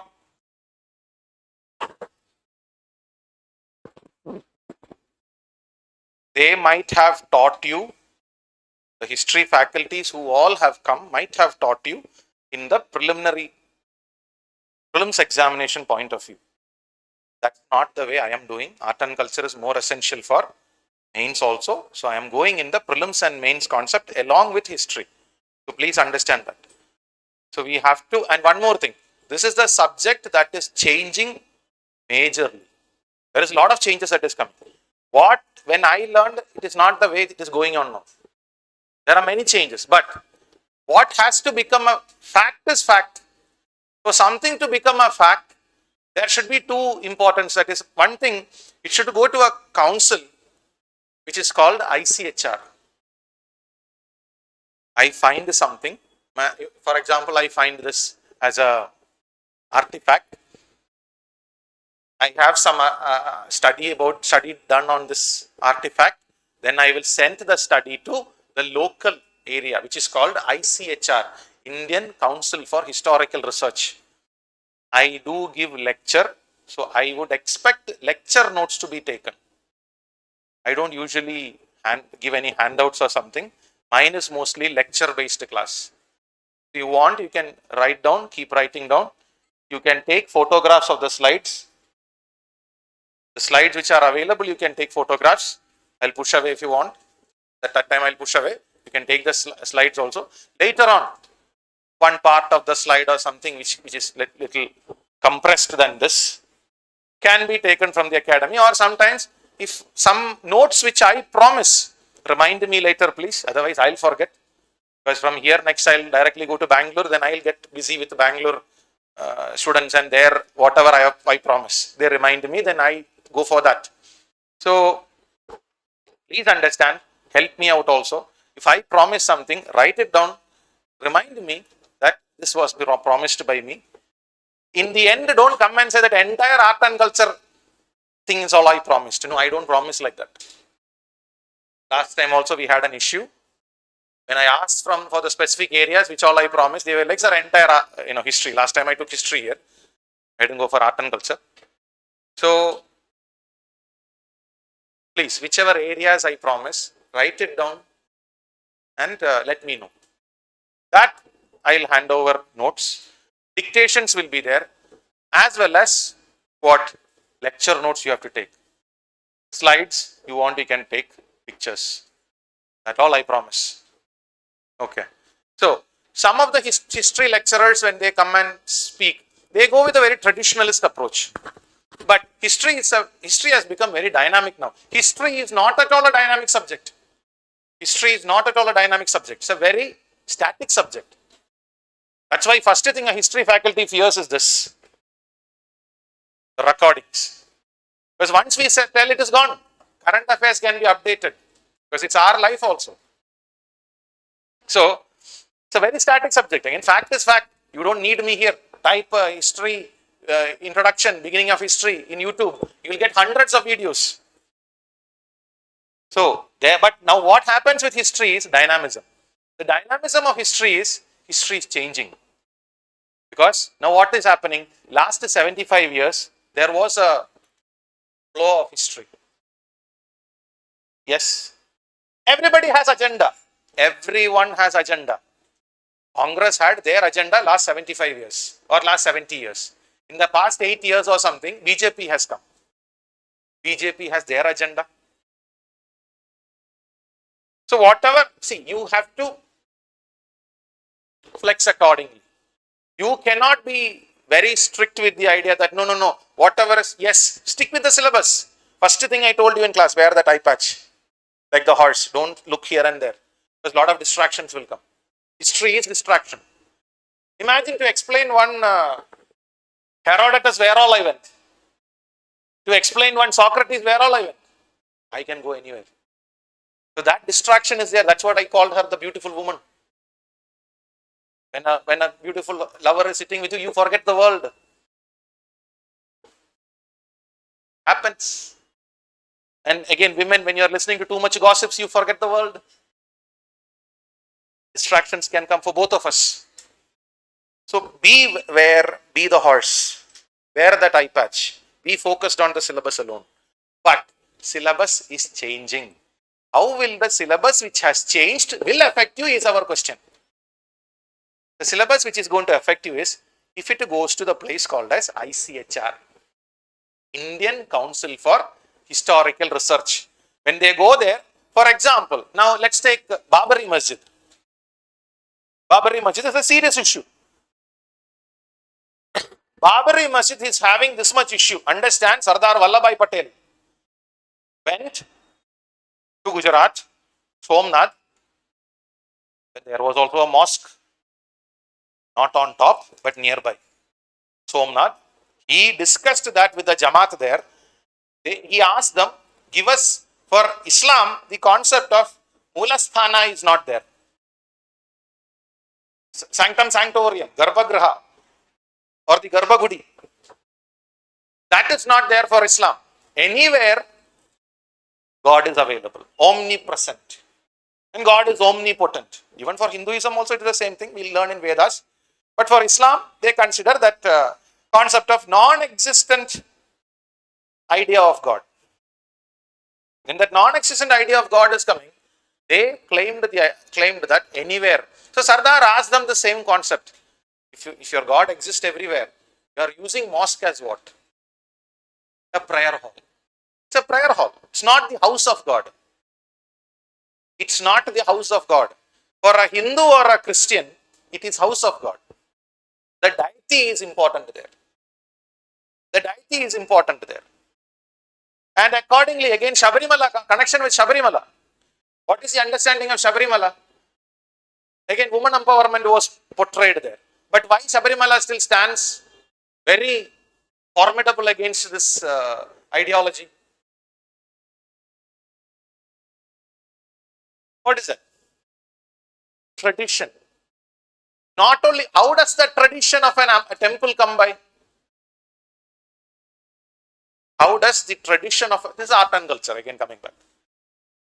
What is the tradition of a temple? Tradition of a temple will always come according to the mood of the deity. This is not said in Christianity, this is not said in Islam. This concept itself is not there. How we see in Hindu tradition, the mood of the deity matters. When you take the personality that is me, when you take the personality that is you, will you be in the same mood all throughout the day? We worship the mood of the deity. Sometimes he can be angry, she can be angry, happy, silent, calm. So there, when you go to a Shivalinga, Shivalinga has a purpose. So Ayyappa, there are many temples in Kerala or all across South India, all across India, Ayyappa temples are there. Ayyappa temples, women can go. Menstruating woman can go. No problem. But Ayyappa in Shabarimala is Naishtika Brahmachari. When he is in that Naishtika Brahmacharya concept, his mood is in the idea of Brahmachari. That time he said, I don't want to see.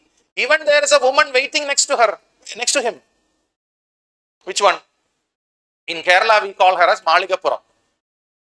Maligapuram. Those who have gone there will understand. First they say, before stepping the 18 golden steps, first is Vavar.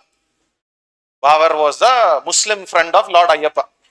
Now he is kept as a guardian. He is the guardian of Lord Ayyappa. So there is a mosque in front of Shabarimala. So first we will go to the mosque. First Vavar is nobody, Babar. Babri. Ba becomes Ba. Kannada. Rest South Indian, Telangana, Andhra, Tamil Nadu, Kerala. Wherever we use va, Kannadigas will use va. That again there is a link with Bengal. Bengal again, Bengali. Bengali. Because Calcutta, Kalikatta. Modern India you must have learned. Kalikatta comes by. So, Ravindranatha Tagore, Robindranatha Tagore. Ba is used. So, the concept of Babar is basically Babar. So, not the Babar of Mughals, is another Babar. See, Tamil Nadu, whenever you go to Tamil Nadu, you will find Idris sir came. He belongs to a Muslim group called Rautar. Rautar category. In wherever in Tamil Nadu you go, they are very high class Muslims, we say. Warriors from Turkey, they came. The first warrior Rautar to come from Turkey was Babar. He was defeated by Lord Ayyappa. And later on they became friends. And they almost lived like brothers. Now also still serving together. He is a guardian. So we go to that mosque and we climb the 18 golden steps. Before visiting Lord Ayyappa, he has told there is a Ganapati sitting there and there is this Maligapuram. Maligapuram, one movie came in Malayalam, which is taken by Allu Arjun Productions, and now it is dubbed into Telugu, Kannada, all the other languages. So basically, she is waiting. For her also, he has given a promise. Entire Kali Yuga, I cannot marry you. Again, the Satya Yuga will start. How many yugas? 4. You must have learned in history. And that's part of art and culture also. Kali Yuga, Satya Yuga, Satya, Treta, Dwapara, Kali. Satya Yuga, everything is, and each yuga is lengthier. Satya Yuga is the most lengthiest. Then it will become shortest. Shortest yuga is Kali Yuga. We will destroy everything. In Dwapara Yuga, Krishna was there. In Treta Yuga, Rama was there. So, when we come into this aspect, what we understand is, in the Kali Yuga when it ends, because to pray for Kali Yuga is why he is in meditation, that is what we believe.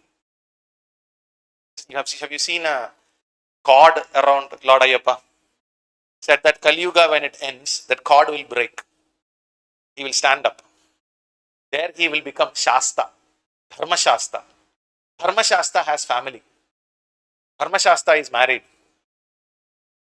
Dharma Shasta does not have image. Doesn't have any image. He will rise up and he will go into moksha. Till then he is meditating. That's what one understanding is. She is waiting. There, if she can wait, why can't the normal human beings wait? It's every temple, the deity is important. So, Supreme Court, when it went to Supreme Court also, what was the understanding? Supreme Court looked at this. Division bench was there, where Indu Malhotra.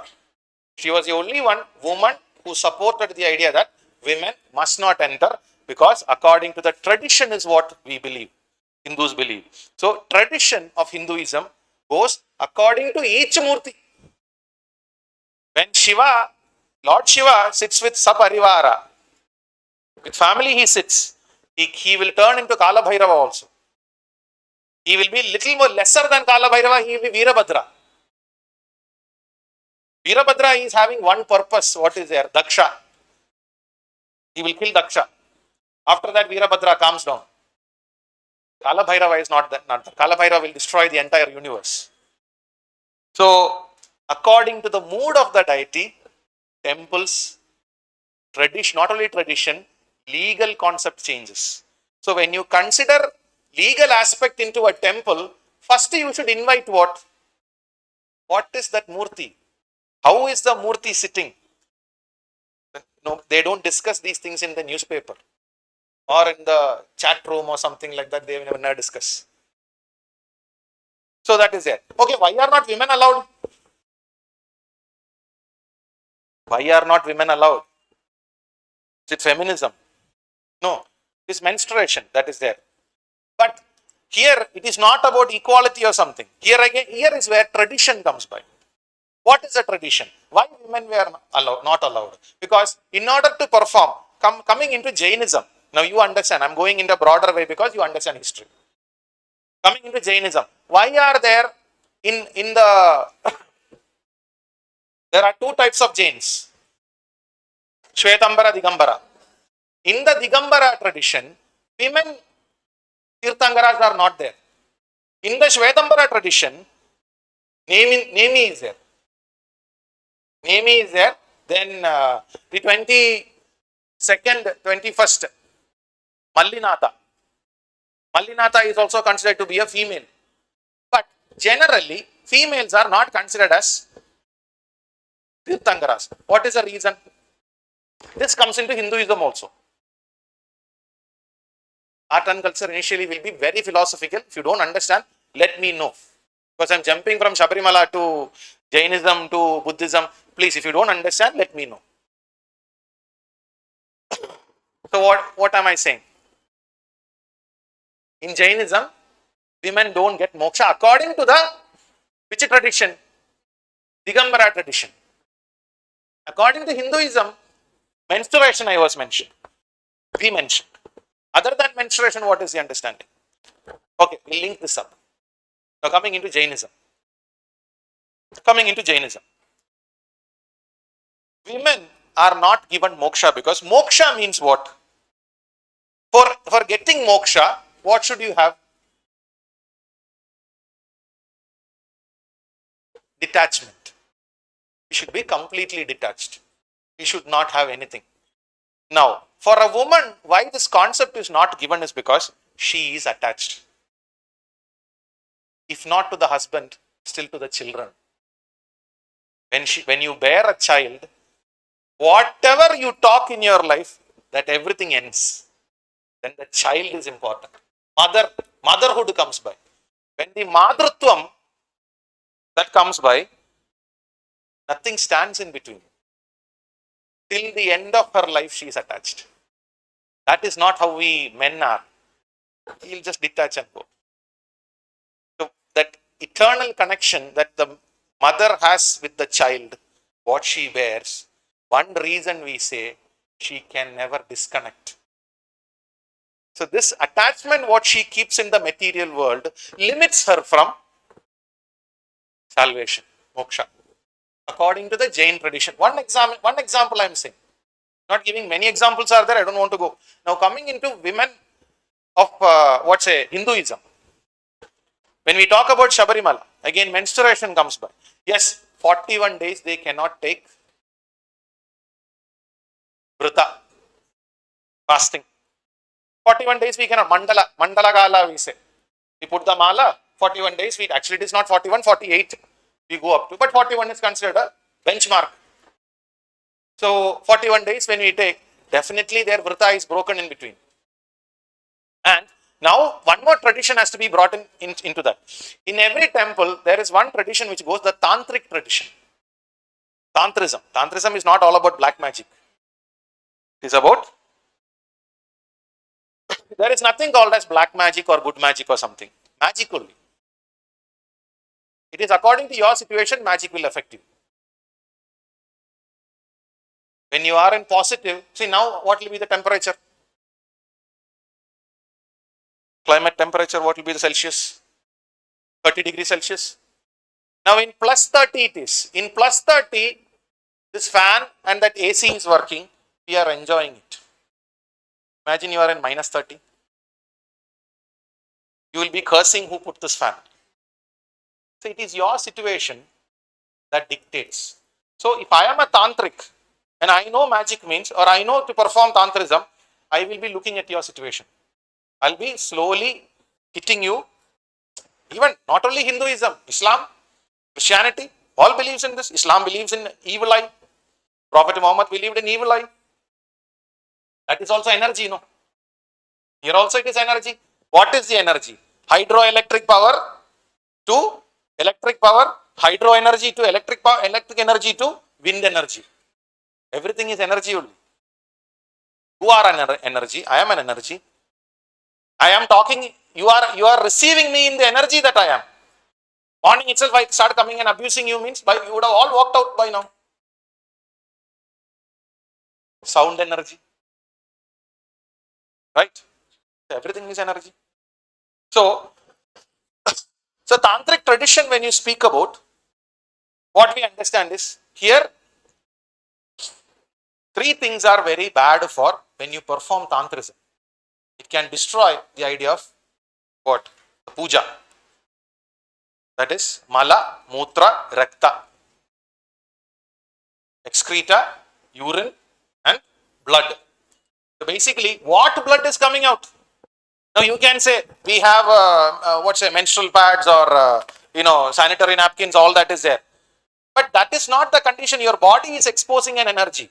They have not talked about this in classroom as well as TV debates or something like that.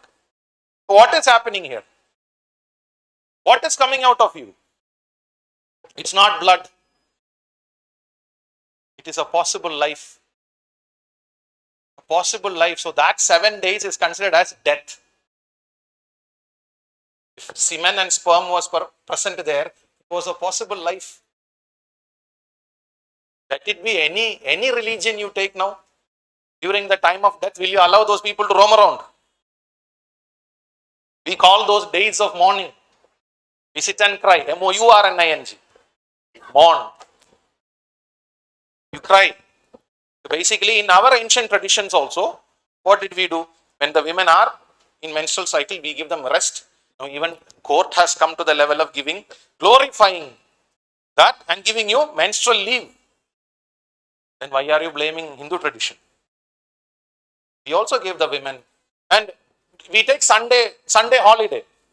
We give Sundays and holidays. In ancient times, when was the holiday for India? Sunday is a Christian tradition. In Arab countries, when you go, Friday and Saturday is what comes by. Now, in India, ancient times, when was the holiday? Monday. Monday is a day women used to keep vrat. So we respected women that much. We gave them, or we gave that day as a holiday. Even today, when you want a better husband, what will your mothers tell you? Monday vrat. Parvati Varanayam and all. Shivpuranam mentions about that. So this tradition has carried on. Now in India, what has happened is we are a confused lot. Now we don't know about the West. We don't know about our own also. Now you look at me, I am also the perfect. 50-50. Kurta with jeans. I am also 50-50. I don't know. We are of the same generation. One generation is 25 years. 25 years is one generation. You are my younger contemporary. So, we are a confused lot. We don't know. One thing is vrat. That is on the tantric side. Possible death. That was considered. Now, one more thing. You take these women into forest. They are menstruating. What will do? You may not understand. You may not get the smell. But the animals will. Imagine a predatory animal comes by, like a tiger or a leopard or something. That area is infested by leopards. Leopards have 85% kill rate. Any animal in the animal king, I love leopards a lot only because of this one thing. Because 85% kill rate. When they try to kill, 85% prey is dead. And in Kerala, we have leopards a lot. So imagine a woman is taken, when she bleeds, it will get the smell kilometers away, which is putting the entire, the trucking group in trouble. One reason. What is social reason? Now I gave you spiritual reason. Two things are there, very much involved. It's not economical, nothing. There is no disrespect for women here, because young children are accepted, no. Elder mothers are accepted. The thing is that this one thing should not, this one time, and again the mood of the deity. These all things were considered by the Supreme Court of India, then came to a verdict. Even still pending because of social issues. That is all there. But these are the general ideas that comes by. Now, so this is how we have to understand the Indian tradition. It's not everything is not Western. Western ideology was imposed on us. Before that, what was there? The Islamic ideology was 800 years of Islamic domination. 800 years of Islamic domination. Then 200 years of Christian domination. Because see, that's again, like I said, a European mischief. I always tell this in class. How much ever against you come against me also, this is the truth. Because when you look at the idea of divide and rule, we talk about Hindu-Muslim.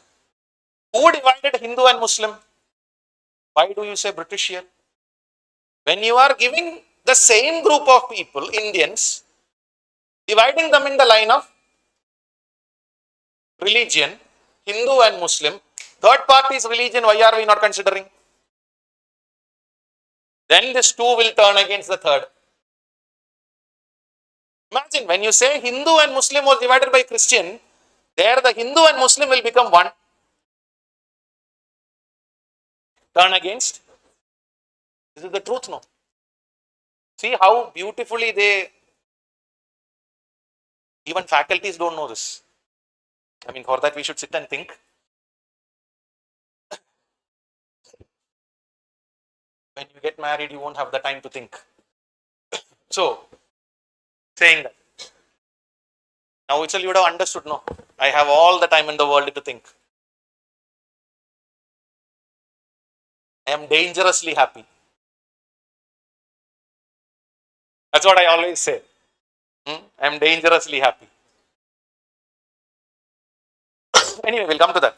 So, yeah, where was I? The concept of, so when you look at this aspect of oral tradition, we went from oral tradition. That oral tradition was actually destroyed by Muslims. Sorry, that written tradition of India was actually destroyed by Muslims. How come? Nalanda. We had an entire university which burned for 3 months. 3 months. If a university burns for 3 months, something would have been there. We had the writing culture then. That happened in when? Bakhtiyar Khalji, who put fire to Nalanda. Bakhtiyar Khalji. So, Bakhtiyar Khalji then puts fire to another university. Takshashila long gone. Vikramashila. So, Nalanda and Vikramashila was put to fire by Bakhtiyar Khalji. It burns for 3 months. So, that means there was what? And after that, Muslims when they came inside, what is that? The concept of iconoclast. Iconoclast means no worship of vigrahas. Image worship was not available. So, when the image worship was not allowed, they destroyed all the temples also. Where was the education hub? Gurukulas. Temple. So, what did they do? There is nothing to write on. There is nowhere to teach. So, Gurukula still continued. Muslims were still little more convenient and little bit considerate in that way, I can say. They destroyed temples, everything is there, physical remains, everything they destroyed. But Muslims had only one way, either my way or the highway. That's what they were. So, 800 years this process is going on. Now, what is happening? They are not allowing any kind of studies. Yet we studied. Yet Hindus studied. How? We wrote on the floor. When you start your Vidyarambha, where do you write first? Either on the rice or on the sand. Why do we start like that? Why do we start like that? We consider that our tradition, no? Tradition comes like that. How did this tradition come? that we were scared of our masters. Hindus were scared of their masters who were Muslims. If they come and see Hindus studying their scriptures and all, they will be punished. So, by the time they hear some horses or somebody coming, we were playing. For centuries, 800 years, they maintained this concept of studies all across India. Why I say Muslims are not that dread like the British or the Christians, missionaries which came after that. Normal Christians cannot be blamed here. The missionary class. Here also normal Muslims cannot be blamed. The ulemas, the muftis, the imams, they can be blamed because religious class of any community is dangerous to another community. They look at only the focused idea of the religion. My class may seem a little extreme, but this is the truth. You got to face it. So, when the missionaries came, the Europeans come to India for three things. What are they? World history you must have learned. Trade, first was trade, then second was missionary, and third, adventure. Because one book in 12th century goes to Europe. What is that book? The Travels of Marco Polo.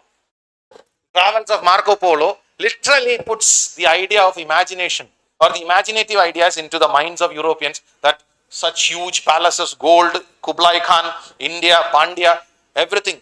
Pandyas, he mentions about Pandyas also. So, when all these are mentioned, European imagination goes wild. The adventurous are there. They want to come, just roam around the country, see what are these. Along with that, merchants are there. They saw trading opportunities. Third category was the missionary category, because so many Christians were not available. Okay, maximum will be there available in Kerala and Tamil Nadu. Because first century, 2000 years of Christian history we have. The Kerala and Tamil Nadu is all that we have. But suddenly missionaries saw so many souls to be saved, be taken to heaven. That's what they say, no? Christians should go to heaven. Christian heaven. Muslims will say Muslim heaven. We will say our heaven. Suddenly missionaries saw so many souls to be saved. That means conversion. Now they come into India. When they come into India, what is India now? Muslims and Hindus are close. They are having their problems. 1000 years of coexistence has made so much of an enmity between each other, but still they are coexisting. There was a doubt in the Christian mind. There was a doubt in the missionary mind. How come? How come 800 years of Islamic rule and India majority Hindu?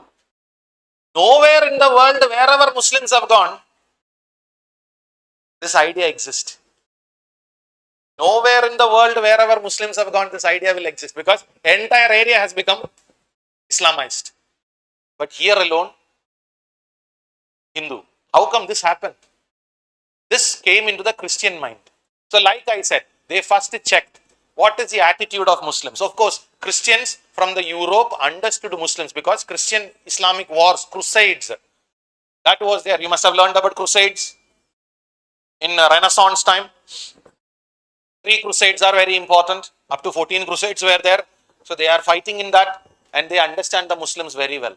Now they don't understand much of Hindus. So they know that Muslims will never convert. They are very ardent. They stick to whatever they believe. That is there. But Hindus are a possibility. But if Hindus have to convert, now Hindus have become comfortable under Muslims or Muslim rule, Islamic rule. Now how to pull them away? How do we understand that they were comfortable under the Islamic rule?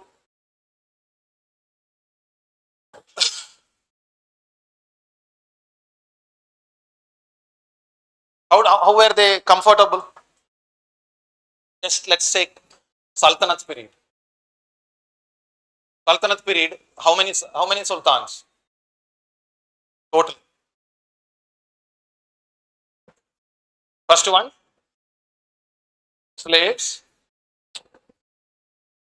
or Mamelukes. Slaves or Mamelukes. Then which one? Khiljis, then Sayyids. Sayyids and Lodhis. Now, how many years? How many years did they rule? First, don't guess to me. You have learned. Use your memory. Here, I cannot blame the faculty. I will never blame the faculty. You should have gone and revised. He has done his duty beautifully. He should have done the revision. I told you we are only guides. Total. So, when did Muhammad Gaur come? Take this as a revision class. 1191. 1191. 1191. Battle of Terrain. Tarai. Otherwise called the Tarai. Battle of Terrain. Prithviraj Chauhan. Victorious. Next year he comes back. 1192. Prithviraj Chauhan defeated. There is one more thing can be connected here. 1190. What is that importance of that year? 1190. Fall of Kalyani Chalukyas. The last Kalyani Chalukyas. So easy to remember then. 3 consecutive years. 2 years after the fall of one of the greatest empire in South India, who comes in? The Gaur comes in. Muhammad Gaur comes in. So he is coming in, defeating Prithviraj Chauhan. That is there. So, but Prithviraj Chauhan, okay, defeated. Muhammad Gaur comes. Muhammad Gaur's son-in-law. Who is the son-in-law? Qutbuddin Aibak. Medieval India is taken, right? Please try to explore your brain. If you sit silent, naturally tendency to blame the faculty will go. But I know that he has done his duty very beautifully. Don't sit silent, just explore yourself. Maybe you are wrong. Maybe you are wrong. Just take it as a revision class. 1192, Gaur is coming. But his son-in-law comes as the ruler in the year 1206. Easy to remember that also. First Sultan and the first Mughal, 4 years. First Sultan, 1206 to 1210. Qutbuddin Aibak. First Mughal, Babur, 1526 to 1530.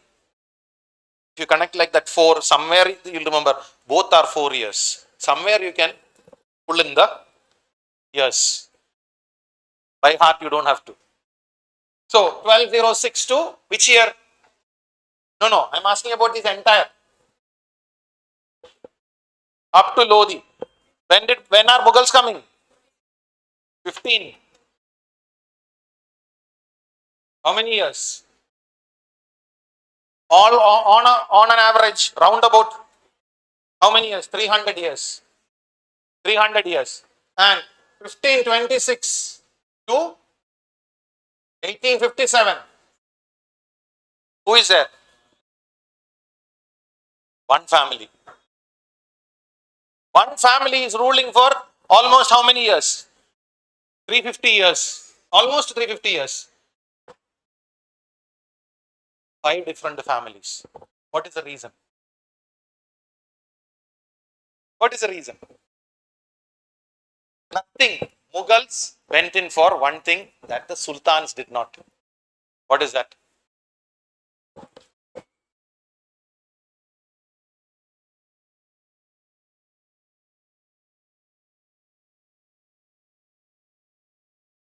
We are talking about Hindus and Muslims here.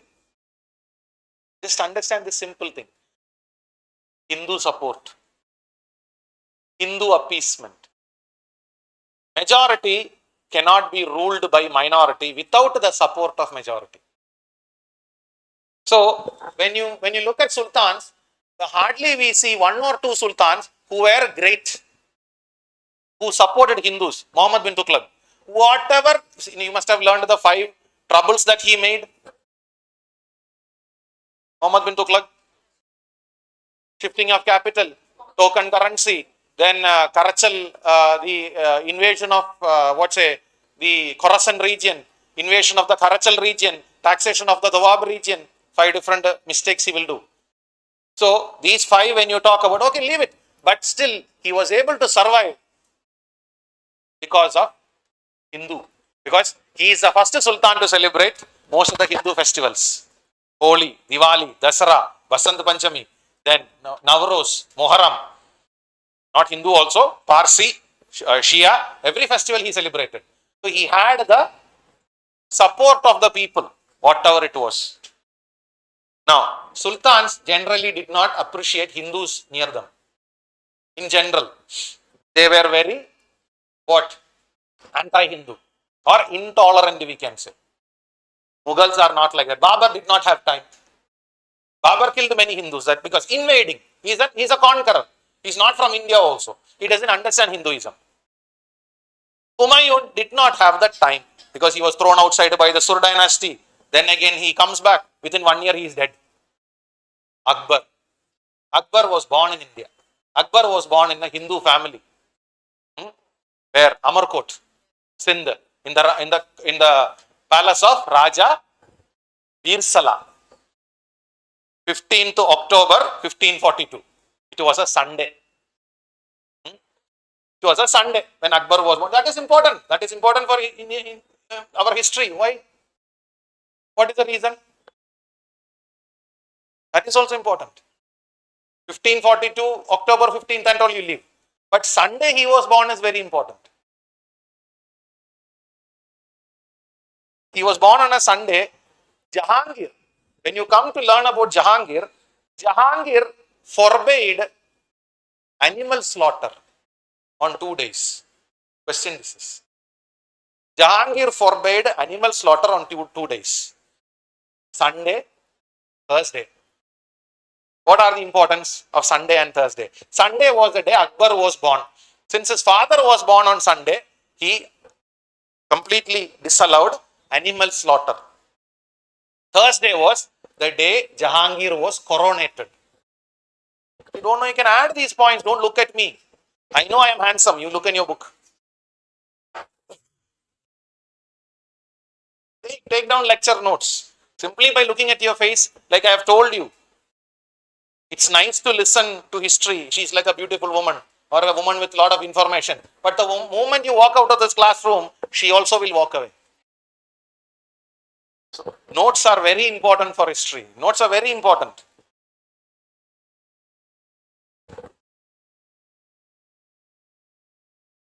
So, Sunday and so Wednesday also was important. Mughal Empire, Wednesday is important. For whom?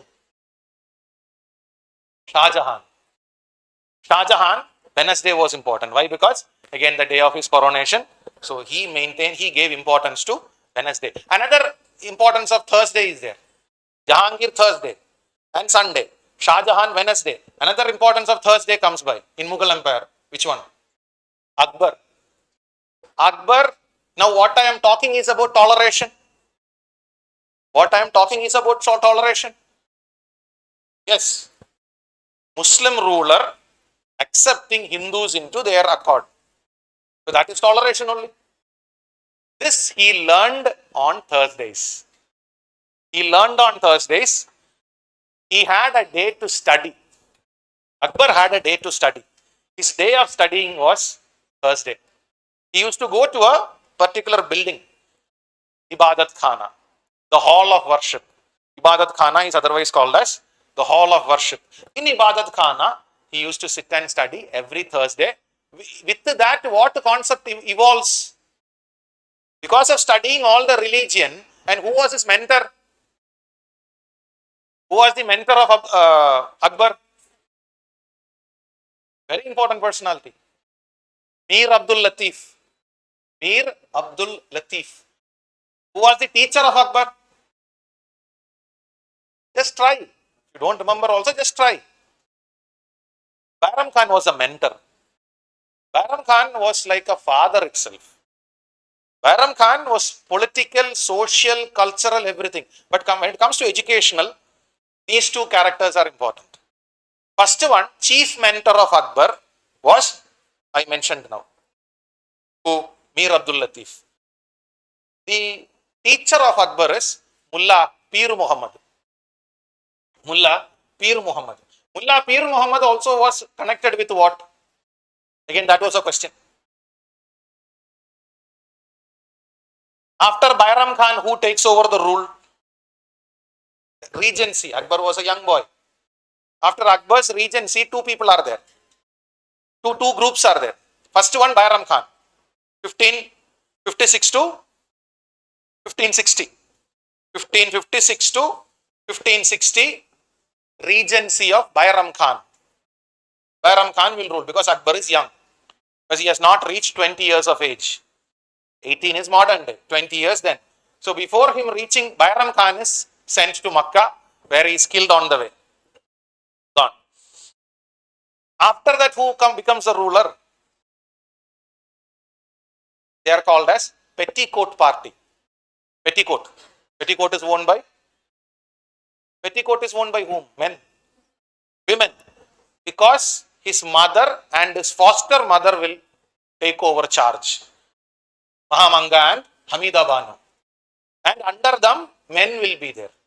One among the member of this Petticoat Party will be Mullah Pir Muhammad, Munim Khan, Adam Khan. Adam Khan was a son of Mahamanga, who will be thrown from the terrace.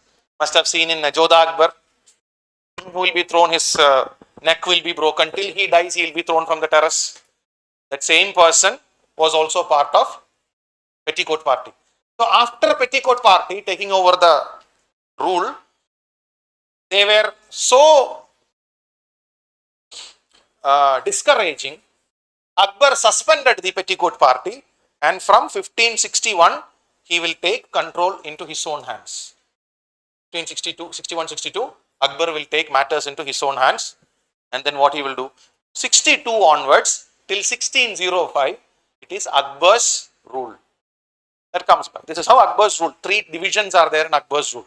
Now, when he comes, first thing that he does in the year 1562, what is that? He abolishes jizya, Hindu appeasement. Then again, he abolishes pilgrimage tax. Pilgrimage tax. So all this he does is for whom? Hindus only. He is getting the support of. When this Hindus started supporting, the Mughals went on to become very strong. They started ruling almost entire India. By the time of Aurangzeb, Aurangzeb is the Mughal king or Mughal emperor who inherited the maximum territory. What was the territory is called as Mughal territory? Mughal territory was called as Shubha. Subhas. That is why Subha will be ruled by Subedar. Subedar. Now in army we have British. When they came, they wanted to see us Indians at a lesser level. That is why all the junior officers were made Havildar, Jamedar, Subedar. All that is done. Once upon a time, they were very great positions. For example, the French had a position. The French position was one of the greatest position in the French empire was constable. Now today constable is normal policeman. The English actually considered the French position to be very less. They saw our positions less, all the Subedar and all is lower. Otherwise, an entire Shubha was controlled by, because when you learn East India Company, Shah Shuja, Diwani rights, he went to England. He was the Subedar of Bengal.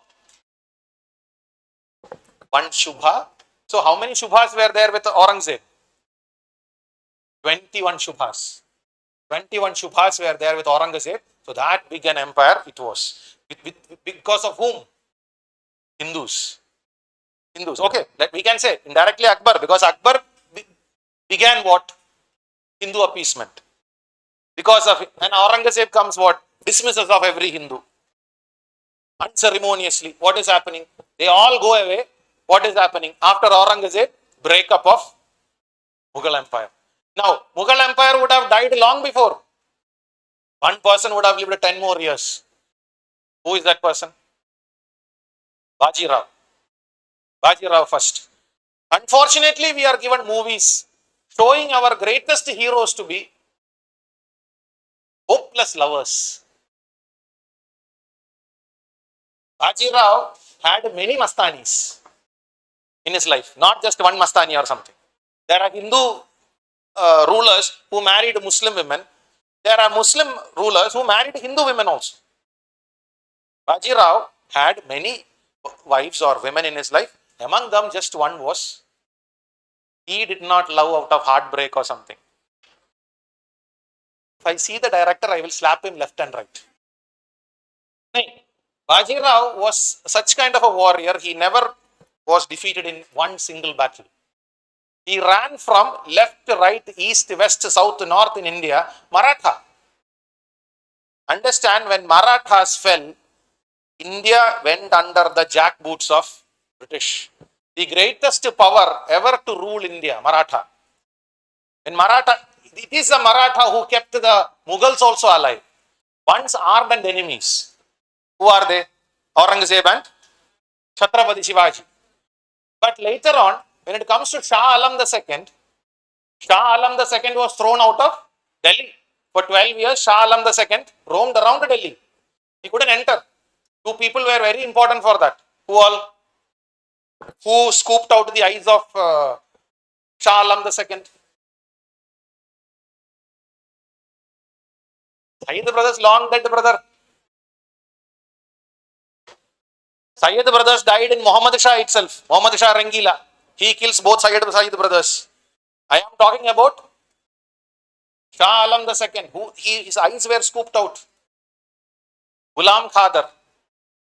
Ghulam Khadar was a person who actually blinded Shah Alam and threw him out of Delhi, saying that if you dare enter Delhi, your legs will be chopped off. For 12 years, he was roaming around Delhi, not able to penetrate into Delhi. Then comes a Maratha. Which Maratha?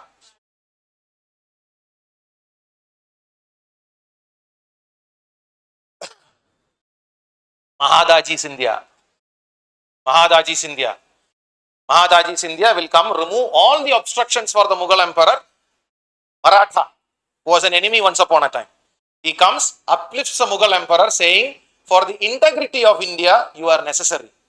Maratha. They are placing the Mughal emperor on the throne and saying that, don't worry, we will protect you. What is the position given to this person? Mahadaji Sindhya.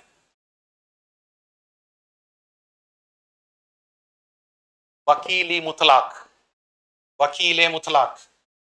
WAQIL -E Mutlaq. MUTLAQ. Wakile Mutlaq. It is a combined positions of commander-in-chief. It is a combined position of commander-in-chief. Right. When I say writing practice is very necessary. Mains is the exam. Prelims is nothing. Prelims is a cakewalk. Preliminary exam, if you study properly, is a cakewalk. Mains is not like that. Write. Destroy your hands with writing. That's all. That is all. Nothing more. Prelims is all blotting up. This is important. At least when for practice sake, you have anyway took the trouble to come over here and sit. That time you write. So, what was I saying? It was a combined position of commander-in-chief. Commander-in-chief. What is the term for commander-in-chief? Arze Mamalik. Arze Mamalik. Arzi Mamalik. Arz. A-R-Z. A-R-I-Z. Arz-e Mamalik. M-A-M-A-L-I-Q. Arzi Mamalik. Then next one comes Mir Bakshi. Mir Bakshi, during Sultanate time, there is a difference. Sultanate time, Mir Bakshi is the head of treasury. Sultanate period, Mir Bakshi is head of treasury. Or he can be called as paymaster of the army. He is the one who will give pay. Exchequer. During the British times, we call them as exchequer. Today we can call them defense secretary. Something like that. So paymaster of the army was, But when it comes to Mughal Empire, Mir Bakshi also becomes head of nobility. When it comes to Mughal Empire, Mir Bakshi was also head of nobility. That comes by. Then, next one. So, Commander-in-Chief, Mir Bakshi, and head of nobility. All this, he was made. So, one person had too much of power in Mughal Empire. That was not a Mussalman, but a Hindu. And again, one point of time, they were enemies of Mughals, that is Marathas. So, when Marathas go down, India goes down. Till 1947, they are not released. So, Baji Rao, again I said, Baji Rao was one person. If he was alive 10 more years, Mughal Empire would have been a memory long before. Why? Because he died because of what? Heat stroke. You know, in the end of the movie, Baji Rao Mastani, he is shown as standing in the river and falling into the river. That was a therapy done to him because intense heat. Continuously in war, he felt heat stroke. He did not love out of, die out of any love or something. And he had a great saying. What was his great saying? Katak se atok. Where is Katak? Odisha. So Katak se atok. Atak is Afghanistan, border of Pakistan. Katak se atok tak लहराएंगे हम हमारे केसरी झंडा. Kesari, saffron flag will flutter from Katak to Atok. That is Maratha. He was so passionate in making that one India. He was not a hopeless lover or something. Don't think that they are, because they are portraying Indian heroes to be hopeless lovers. Again, Jodha Akbar. Akbar had many lovers. Akbar loved to collect women. Know what his collection was? Optional history. 18,000 women. 18,000. In Fatehpur Sikri alone, he had 5,000 women. Now, don't think everything sexual. No, it is not. His passion was that he loved to observe the female beauty. When you look at the hobbies of Akbar, what was one of his hobby? He loved to play chess, and he played chess in what way? He used to say women to dress up and come in the pawn style. The chess coins, according to the style, then he will say C1 to E5, F4 to D2. There they will move. That's the way they played chess, not like us. So, why this one empire ruled for such long, and why these many people died out is one reason is because they were not having, they had the Hindu support, and these people did not have. Now, when the British are coming in or the Christians are coming in, they understood, okay, Hindus are a very resilient group. Push them, they'll push you back. This has been going on for, Tutu Meme was going on for 800 years. Somehow they were managing things. Now, after Aurangzeb, what happened? Fall of the Mughal Empire.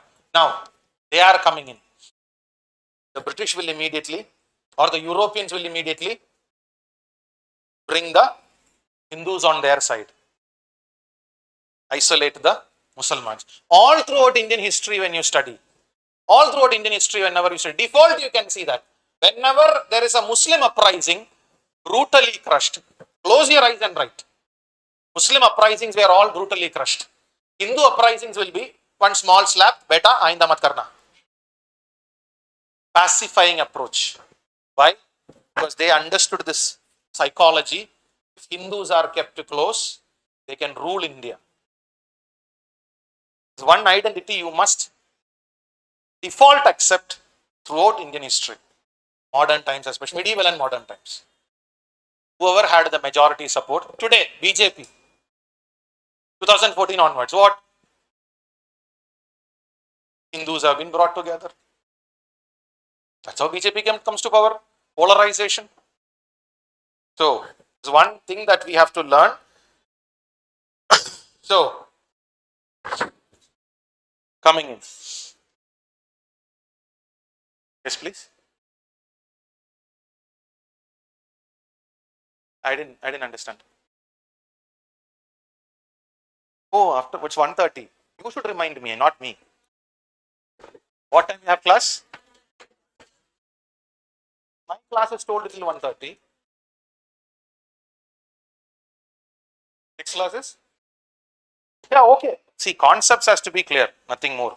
I might forget the time. You can remind me the time. So, tomorrow,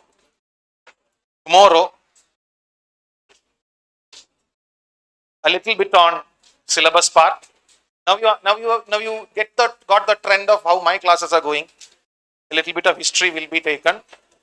Art and culture also will come along with it. I look at it from the mains angle. I don't look at it from the prelims angle, because prelims angle is basically history. Art and culture is mainly mains. I look at it from that angle. I will go in this explanations only. Lecture notes, please. And for tomorrow, read up to Vedic times and come. Vedic times. Up to Vedic times. Read your, 11th standard. An approach to art and culture is there. One book is there. Read that alone. That is more than enough. If you have Nitin Singhania, no problem. Read that also. Or Balian sir, you read. No problem.